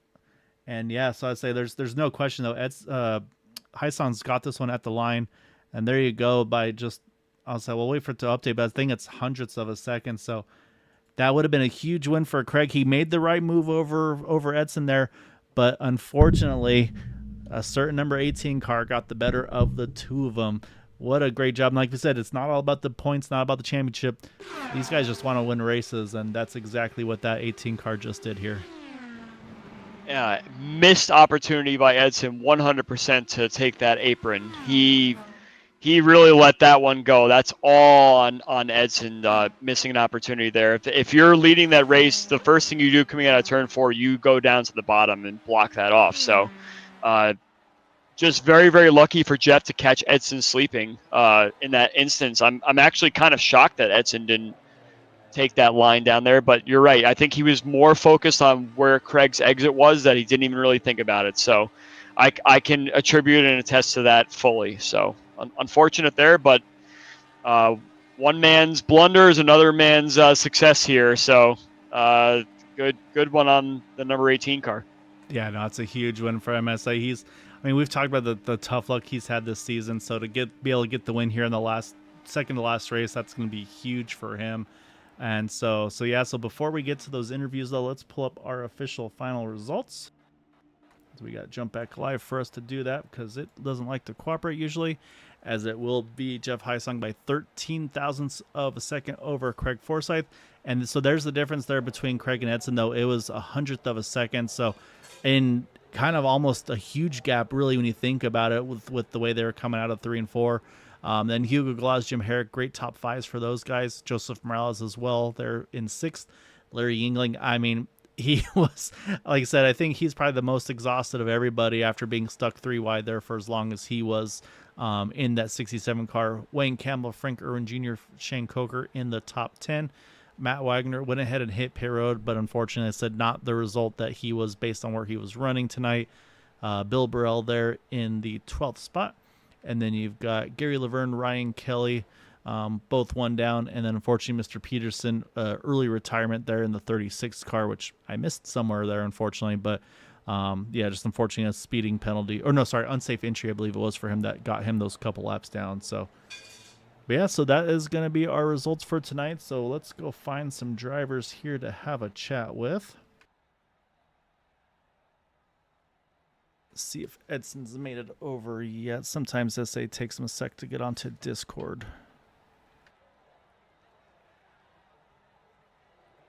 Let's see. So we might go out of order here potentially, Andrew, because we got to chat with some fellas, and so Craig might be our first victim here tonight.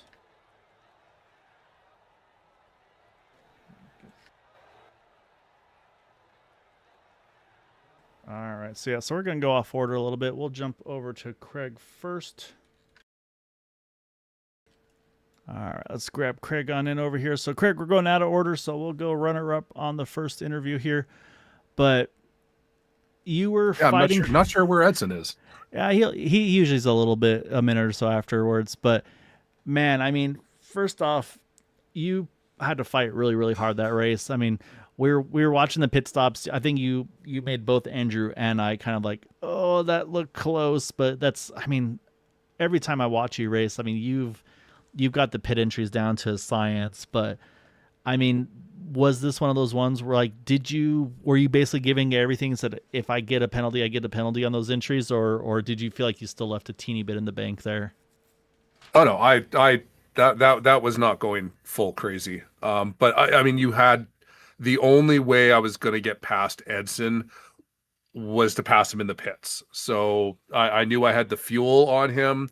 It was just a matter of could I get clean, fast laps once he pitted, and then I was just watching his lap time deltas on his new tires to figure out if when he was starting to like the tires had warmed up and he was starting to do the fast laps, and that was the point. It was like, okay, now I have to go in, come out, and I think the first pit stop or the second pit stop, I came out and I had him by a good ways, and then but on that final pit stop, I was like, I had it timed. I thought it was perfect, and he just clipped me. I think going through three, just was able to get ahead of me as we went into the corner and cut right down in front of me, which is what he's supposed to do.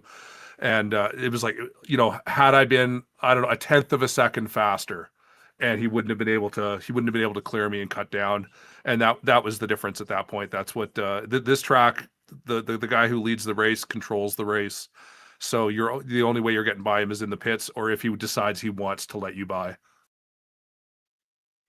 I'm wondering, Craig, going back to what you were mentioning about your pit stop there. So you were saying that that your pit stops were a little better and you could beat him in the pit. So you were able to outdo Edson on the first pit stop right before that first caution. Was there something a little bit different that happened on the second and third pit stop that put you back, or did you feel like maybe you stayed out a little bit too long on the last stop, where perhaps you weren't going as fast on the older tires that you couldn't get the advantage on Edson that on the was last run? 100% it. I was watching his time deltas. He got it down to the same speed, the same time as me, and I stayed out an extra lap. And that extra lap, he was, I think, 3/10 faster than me. And then the lap that I was in the pit, he was 4/10 faster. I think he had a 25.1, and I'd been doing 25 mid fours. So it was like, oh my god, it's going to be so close when I come out. And that was the difference. Had I gone in one lap earlier, I would have been able to stay ahead of him. It was that 1/10 that he was able to just clear me down the straight when I came out that was the difference there. But I mean, he was on pole, fastest car. I mean, he had the race the whole night. So I thought when the final caution came out, I congratulated him. I thought the race was over. I thought he had the win. So great job by Haisung. I mean, I saw him building the run behind us, and I knew there was nothing I could do. It's like I'm pot committed to being above Edson. I just have to basically try and hold him to the line and hope I can get a bit of a draft and just nose ahead of him. I mean, I'd been doing it off and on the whole race. He would lead, he would cross the line ahead first, or I would cross the line first. So it was going to be a gamble. But when I saw Jeff building that run, I was like, ooh, if Edson doesn't go down, Jeff's gonna blast by us. And sure enough, Edson didn't go down onto the apron, and Jeff was able to jump down there and just blew by both of us. Yeah, and that was what Andrew was saying too. He's like, pretty much, again, I don't know enough about this stuff, but he was saying pretty much, yeah, if you're leading the inside line coming off of four, you get to that apron to make sure you kind of close that opportunity off there. But yeah, like I said, I mean, it's a great job. Obviously, I did a quick scan of the points, so it's going to be 15 points between you and Edson going to that finale at Indy with the double points. So, I mean, 15 points with the double points thing it's really only a couple positions, so it's gonna be pretty wild on that one. I said you beat me to the finish question anyway, so you've been there, done that. But yeah, Craig, that was exciting stuff with you and Edson. We had Matt up there running the third lane at times. Herrick was up there as well. Larry Yingling was rolling the party. It was wild. It was definitely some almost super speedway-ish stuff going on there towards the end. I mean, were you at all looking in your mirror during that final stint, or were you pretty much just keeping an eye to kind of that left side of where Edson was that entire run? that last 20 laps, like when the caution came out, I just congratulated the whole guy. It was like that was the tightest 3-wide racing I had seen in ages, and we were doing it so well. That track is so narrow, and for us to be going the speed, I mean, I think Edson and I 0x'd each other a couple times there. It's like we're doing 200 plus miles an hour. It's like it's gonna happen, and you're just the skill these guys have to be running that close, that tight for that many laps without a mistake is just, I had no time to look anywhere. All I was doing was matching where I was seeing Edson's car on the left hand side. I couldn't concentrate. I mean, I knew there was a car to my outside, but I had no ability to pay attention to where he was. I just had to trust that he was doing the same thing to me that I was doing to Edson, just always paying attention to the car on your inside. It was a lot of fun.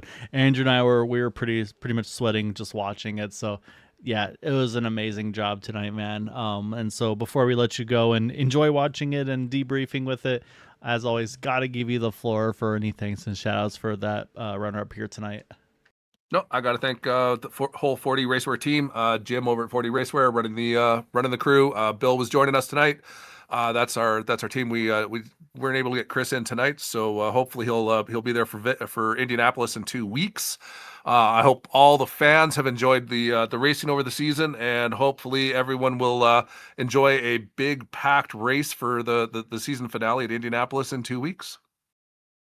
Yep, go shake everybody down, Craig. So you got 2 weeks to kind of get your connections. Like, hey, get back over here. Yep. But yeah, great job again, man. Looking forward to seeing you in 2 weeks' time going for that title.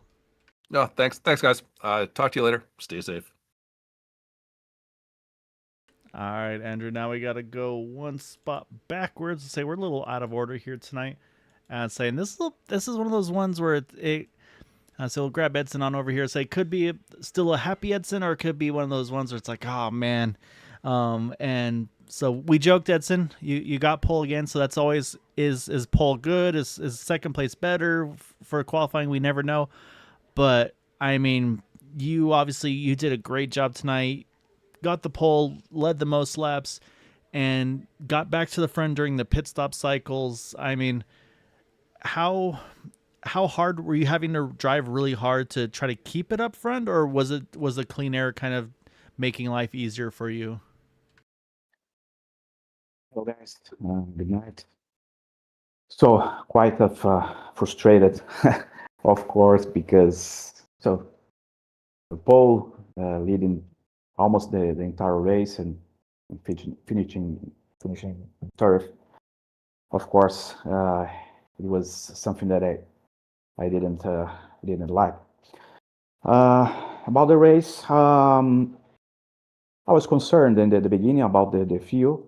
I was using map 2, map 3, but even with this, I was concerned about if it was possible to accelerate on 100% in the last stint, if you could have a race in green. But with clean air, of course, it's pretty good. Of course, for the tires and to make this effort to score more points with the most laps lead.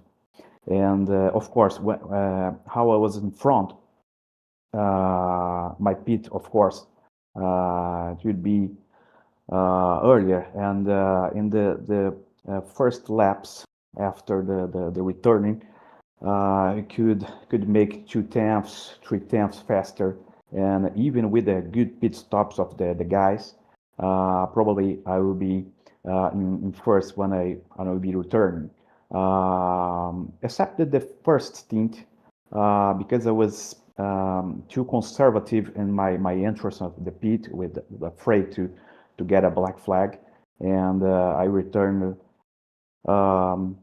behind Craig. But there was a yellow flag in the beginning of the second stint. It was good for me because I was concerned about the fuel, and so I was free to go, and I could return for the first position.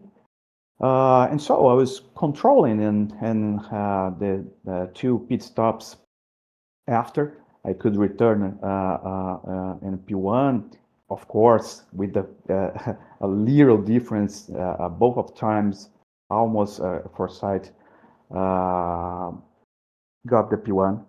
But yeah, this last yellow flag was too frustrated because I guess the race was under control, and even with the fourth of Forsyth in the medium line, the most of the laps I was crossing the um, the line, the checkered line in first. And yeah, when the yellow came out, first moment I was thinking, so won the race, but included Forsyth said in the void, congratulations, but I was afraid, no, I guess it's gonna we're gonna have one to go, and yeah, everything could happen this last lap. I was not aware about the possibility to use the apron.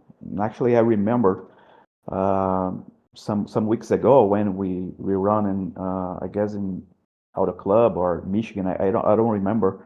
There was a device about the use of the apron.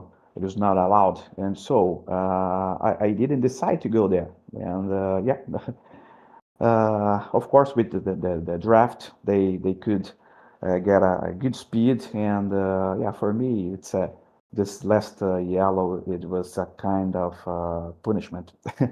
The victory was in with me, but yeah,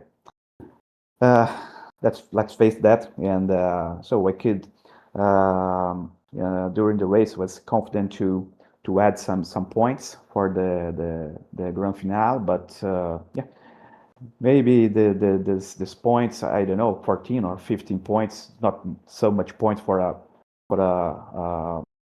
double of points on the last one, but maybe can be the difference. And I was in the first, of course, I have some advantage, not too much, but let's see what's gonna happen in the last race. Gonna be excited for sure.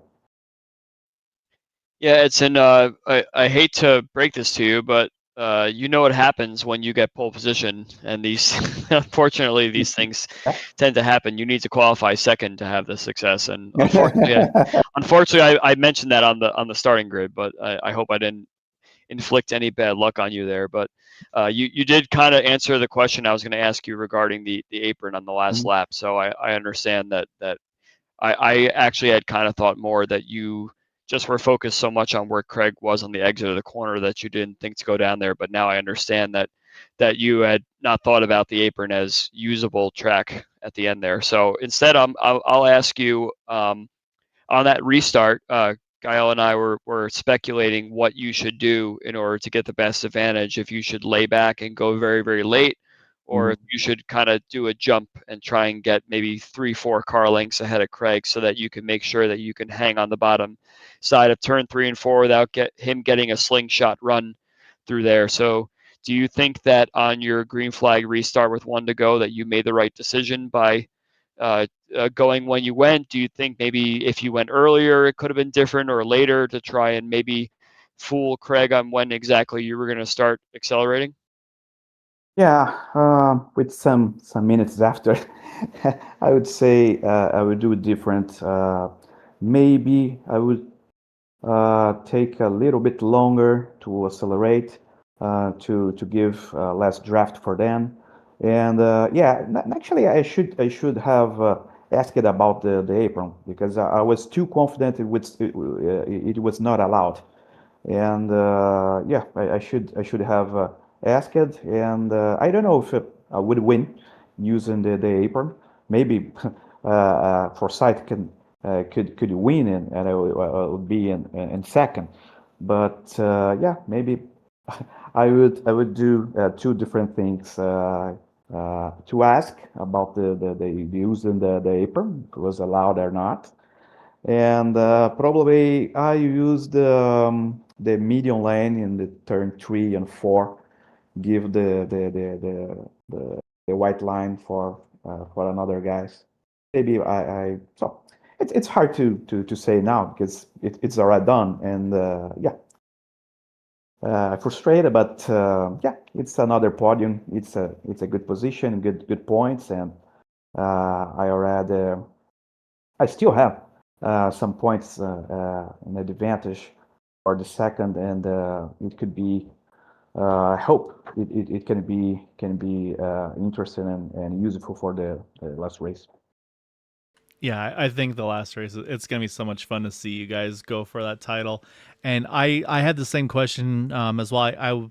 And so after, like you said, after the auto Michigan Auto Club, I forgot which it was. Where yeah, and I think it's the white line before the white flag, where it's like you can take it coming to the checkered, but not any other time, if I understood it right. But and yeah, but and like you said, and so it's yeah, it's unfortunate for that.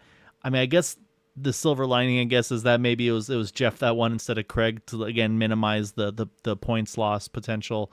But either way, though, like I said, I mean, like you said, 15 points.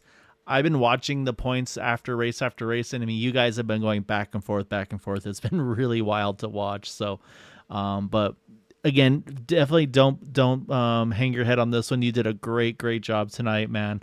I know these are, like you said, the frustrating to not be able to get the win after it's all said and done, but really excited to see you go for that championship next week, or in 2 weeks, I should say, at Indy.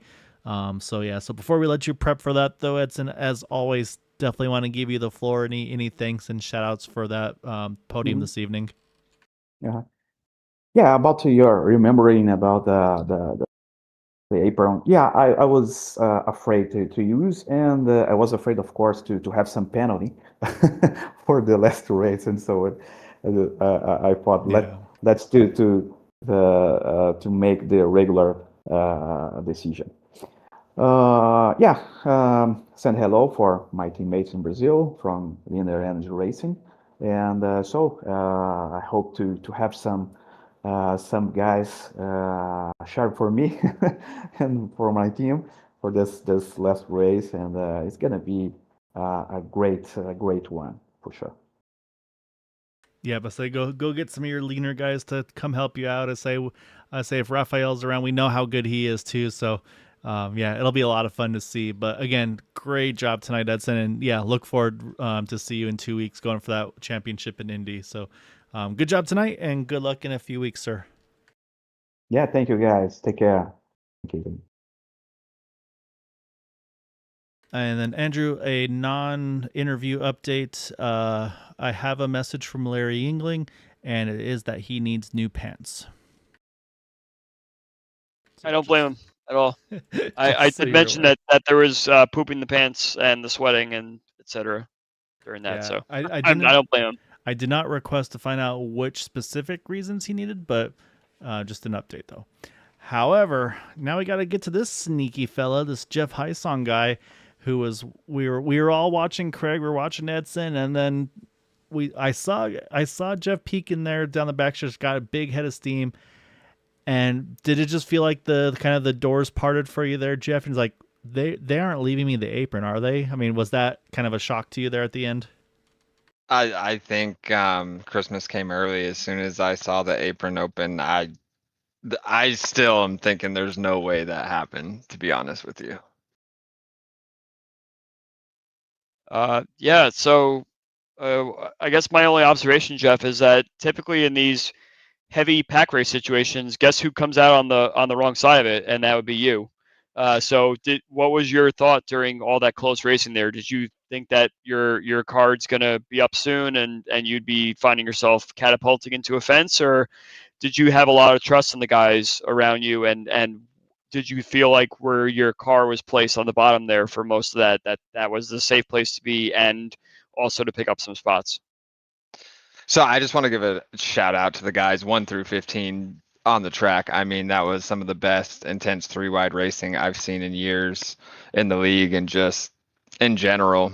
I like the bottom. I'll tell you that. I like the bottom there at the end. I knew generally when I get into trouble, I'm running the middle line of the top and something happens and you got nowhere to go. So I felt like the bottom was safe. And I just felt like staying right there was the move until the end. Well, it's also interesting because whenever you watch the broadcast back, you'll see that Larry left you the bottom on multiple occasions because he was stuck there on the outside of the second row, and there were multiple opportunities for him to take that safe line on the bottom, and eventually you just filled that hole there that he neglected to fill many times, and then eventually he got himself knocked out of that anyway. So I guess that attributes to what you're saying, that you felt safe on the bottom. Perhaps maybe he didn't feel as safe or confident on the bottom, sort of thing. So do you generally feel like as long as you can handle the dirty air properly, that's the best place to be in those heavy pack racing situations? I think it is definitely. I was cranked on the tools right there at the end. I mean, to say the car was sketchy at the end was definitely an understatement. I was definitely worried about pushing up the track, but I felt comfortable with the guys around me. I knew everybody was going to try and keep each other safe, so I was kind of lifting, trying to do my part on the bottom. I did see a red nose come very close to the right rear of my car at some point right there. It might have been Larry. I don't know. It kind of got me nervous, but we got through it and made it to the end. Yeah, he was getting sandwiched by both you and Matt on both sides of the track for about 3 or 4 laps there. That he was hanging that middle, and you were drifting up just a smidge, and then Matt was coming down a smidge, and then eventually it caught him out there, and he lost a bunch of spots. So, yeah, that's kind of what my intention was. If you were able to hang the bottom there, maybe he wasn't as comfortable running down there as you were able to crank the tools, like you mentioned. So, I think that was probably the best method for you for that last part there. Oh, definitely. When I saw the yellow come out, I kind of looked at the laps and we were talking about it. I'm like, oh, congratulations, Edson. And I'm like counting it down. I'm like, wait a second, we're going to have 1 lap to go. And so, yeah, I kind of just sent it there at the end. I probably had the best restart of my life right there behind Craig. And then they left the bottom open and I just took it. Nah, it was like I said. I mean, we were talking of let's say we talked to Edson, and there was a little bit of a confusion or also just hesitance to risk a penalty on the white line rule, basically during the race versus the last lap of the race, because obviously there was a penalty on a previous race for going below the white line, but that was with, like, I don't remember if it was like 4 or 5, 6 laps, whatever it was. So I think that was part of the hesitation. But yeah, so I would say, and I'm still kind of speculating a little bit that at the same time, I'm sure the 99-20, they're in their own little kind of, they're looking at each other, not anybody else outside the picture. So yeah, and that's what we talked about too, is it's not just about them in the championship. Like, there's guys that want to win the race. Like we talked about, like, you're gonna want to try to get a win in this thing too. They're not easy to come by. So it was really cool to see. I want to ask one more quick question. We've asked the other 2 guys this, and it's been quite a lengthy season. This is probably one of our longest seasons here, and we're going to Indy, and I'm curious to hear your thoughts on what you think of Indianapolis, how you usually perform there, and what you expect now that you've got a win. Do you feel like you can go out there and run up front at Indy, or do you have some reservations or something with that track that you're worried about, or what's your outlook and your thoughts as we go into the last race here? Typically, I love Indy. Typically, I love running Indy. I love running up front. It's definitely a patient racetrack for me. I'm not looking to get up front and fight for the lead in the first 5 laps. That's definitely not me. So, but no, I love Indy. Depending on the setup and the track temps, we'll see what we can do. I definitely love the high line there. So if that's available, anything could be up for grabs. Nah, I love it, and so that's what we want to see, as well as, like I said, it's not the Craig and Edson show. We want to see you guys going for those wins as well. So before we let you go, though, as always, definitely got to give you the floor here, man. Any thanks and shout outs for that win this evening? This win's for my son. He spent 10 days in the hospital this last month, 7 days in the ICU. So yeah, this one's for him. A big shout out to my wife and my kids, and you guys for doing such a great job with the broadcast. Yeah, and obviously we talked a bit pre-race, so yeah, definitely super happy to hear he's back, as that's never anything you want to deal with, especially as a parent, I know. So glad he's doing better, and yeah, hopefully keep that pneumonia stuff away from everybody. I don't know, it's so crazy, but Jeff, no, definitely go enjoy this one, man. Go enjoy with the family, and yeah, man, look forward to seeing you in Indy in a few weeks' time, sir. Hey, thanks guys. Have a good night, and we'll see you in 2 weeks. All right, that is our race winner in that number 18. And yeah, I talked to him a little bit before the race, and we are kind of back and forth and about just the unfortunate family hospital stays that have been going on lately. But again, that's the thing I always talk about is sim racing and all this stuff in general. It's a way to get away sometimes from the real life stuff and kind of take a breather and stuff like that. So, and that's what I love. And the first thing a lot of those guys said was how much fun that was with the 3x3 and how hard they're racing. And that's to me, that's more of what it's about in a league where it's like, again, you build the community and you've got all that. So like they said, I mean, hats off to all the guys, but Andrew, I've been spying the points. So once we started having the 2 drop weeks, so it's been bouncing. So we had after Motegi, Edson was ahead of Craig by 6 points. Then we switch over to Charlotte. Craig was ahead of Edson by 7. Then we go to Michigan. Edson ahead of Craig by 9. New Hampshire, Edson ahead of Craig by 18. And then after tonight, it's now a 15-point lead. So it was only a small, so it went from 18 to 15. But I mean, they have been going back and forth for the last handful of races. I mean, single digits for a good chunk of it. So, I mean, this isn't one of those things where like Craig's come out of nowhere to jump back into it or anything like that. Like, it's been these two pretty much since the 2 drop weeks took effect, with it being a full season. So, yeah, it's been really fun to see what these guys have been doing. I mean, I look at the stats as well. Edson's got 4 wins to Craig's 3. Craig's got 10 top 5s to Edson's 9 top 5s. They each have 12 top 10s. I mean, they've both just have had phenomenal seasons this year. So it's going to be really fun to see who can come out on top in 2 weeks' time. That's actually, I didn't realize how close that was for the whole season there. That's what we as commentators love, is just watching the battle happen. You know, on the track, it's a little different, and you're battling the same guy saying, man, how can I get an advantage here? Like, I took the points lead. I can't extend my points lead. I have to have this guy, you know, sniffing around the whole entire time. And it can get very frustrating. And I'm sure that there's been points of the season where either of those 2 drivers have said, man, I just can't get any advantage here. But at least they didn't have more than just each other to battle with. It would have been better from an audience standpoint if there was 3 or 4 drivers kind of mixing it up front. But if you can only watch one driver, that's always a little bit better to do. So it really can go either way at Indy, and it's going to be very exciting to see how that unfolds. And yeah, another quick mention about that little points flip-flop is, you know, Craig wasn't here. He was on vacation too for, I don't know if it was 2 races or just one. I think but it's just the one. It might have been just the one, yeah. So, you know, Edson had an opportunity to close the gap there and or extend whatever he had, but perhaps maybe the New Hampshire could have been a drop week for Craig if he had a bad race there too. So I guess it could have gone either way. Yeah, and that's why we have those drop weeks. Is obviously that way. Yeah, if you have a really terrible race, all right, it happens. Or it's also in the sense of, hey, people have stuff going on, or they had a vacation planned, or again, something came up at work or whatever. So it gives some flexibility on that front, and so that's what I also like to see, is that it didn't cost any of them the chance at it. And so, and then yeah, I mean, like you said, it'd be nice to have a couple more. And it's one of those, I think, just what ifs. Like for Wagner and Stouffer, they just both had a couple rough races that just was enough to put them out of the running. And they're only 30 points away from one another.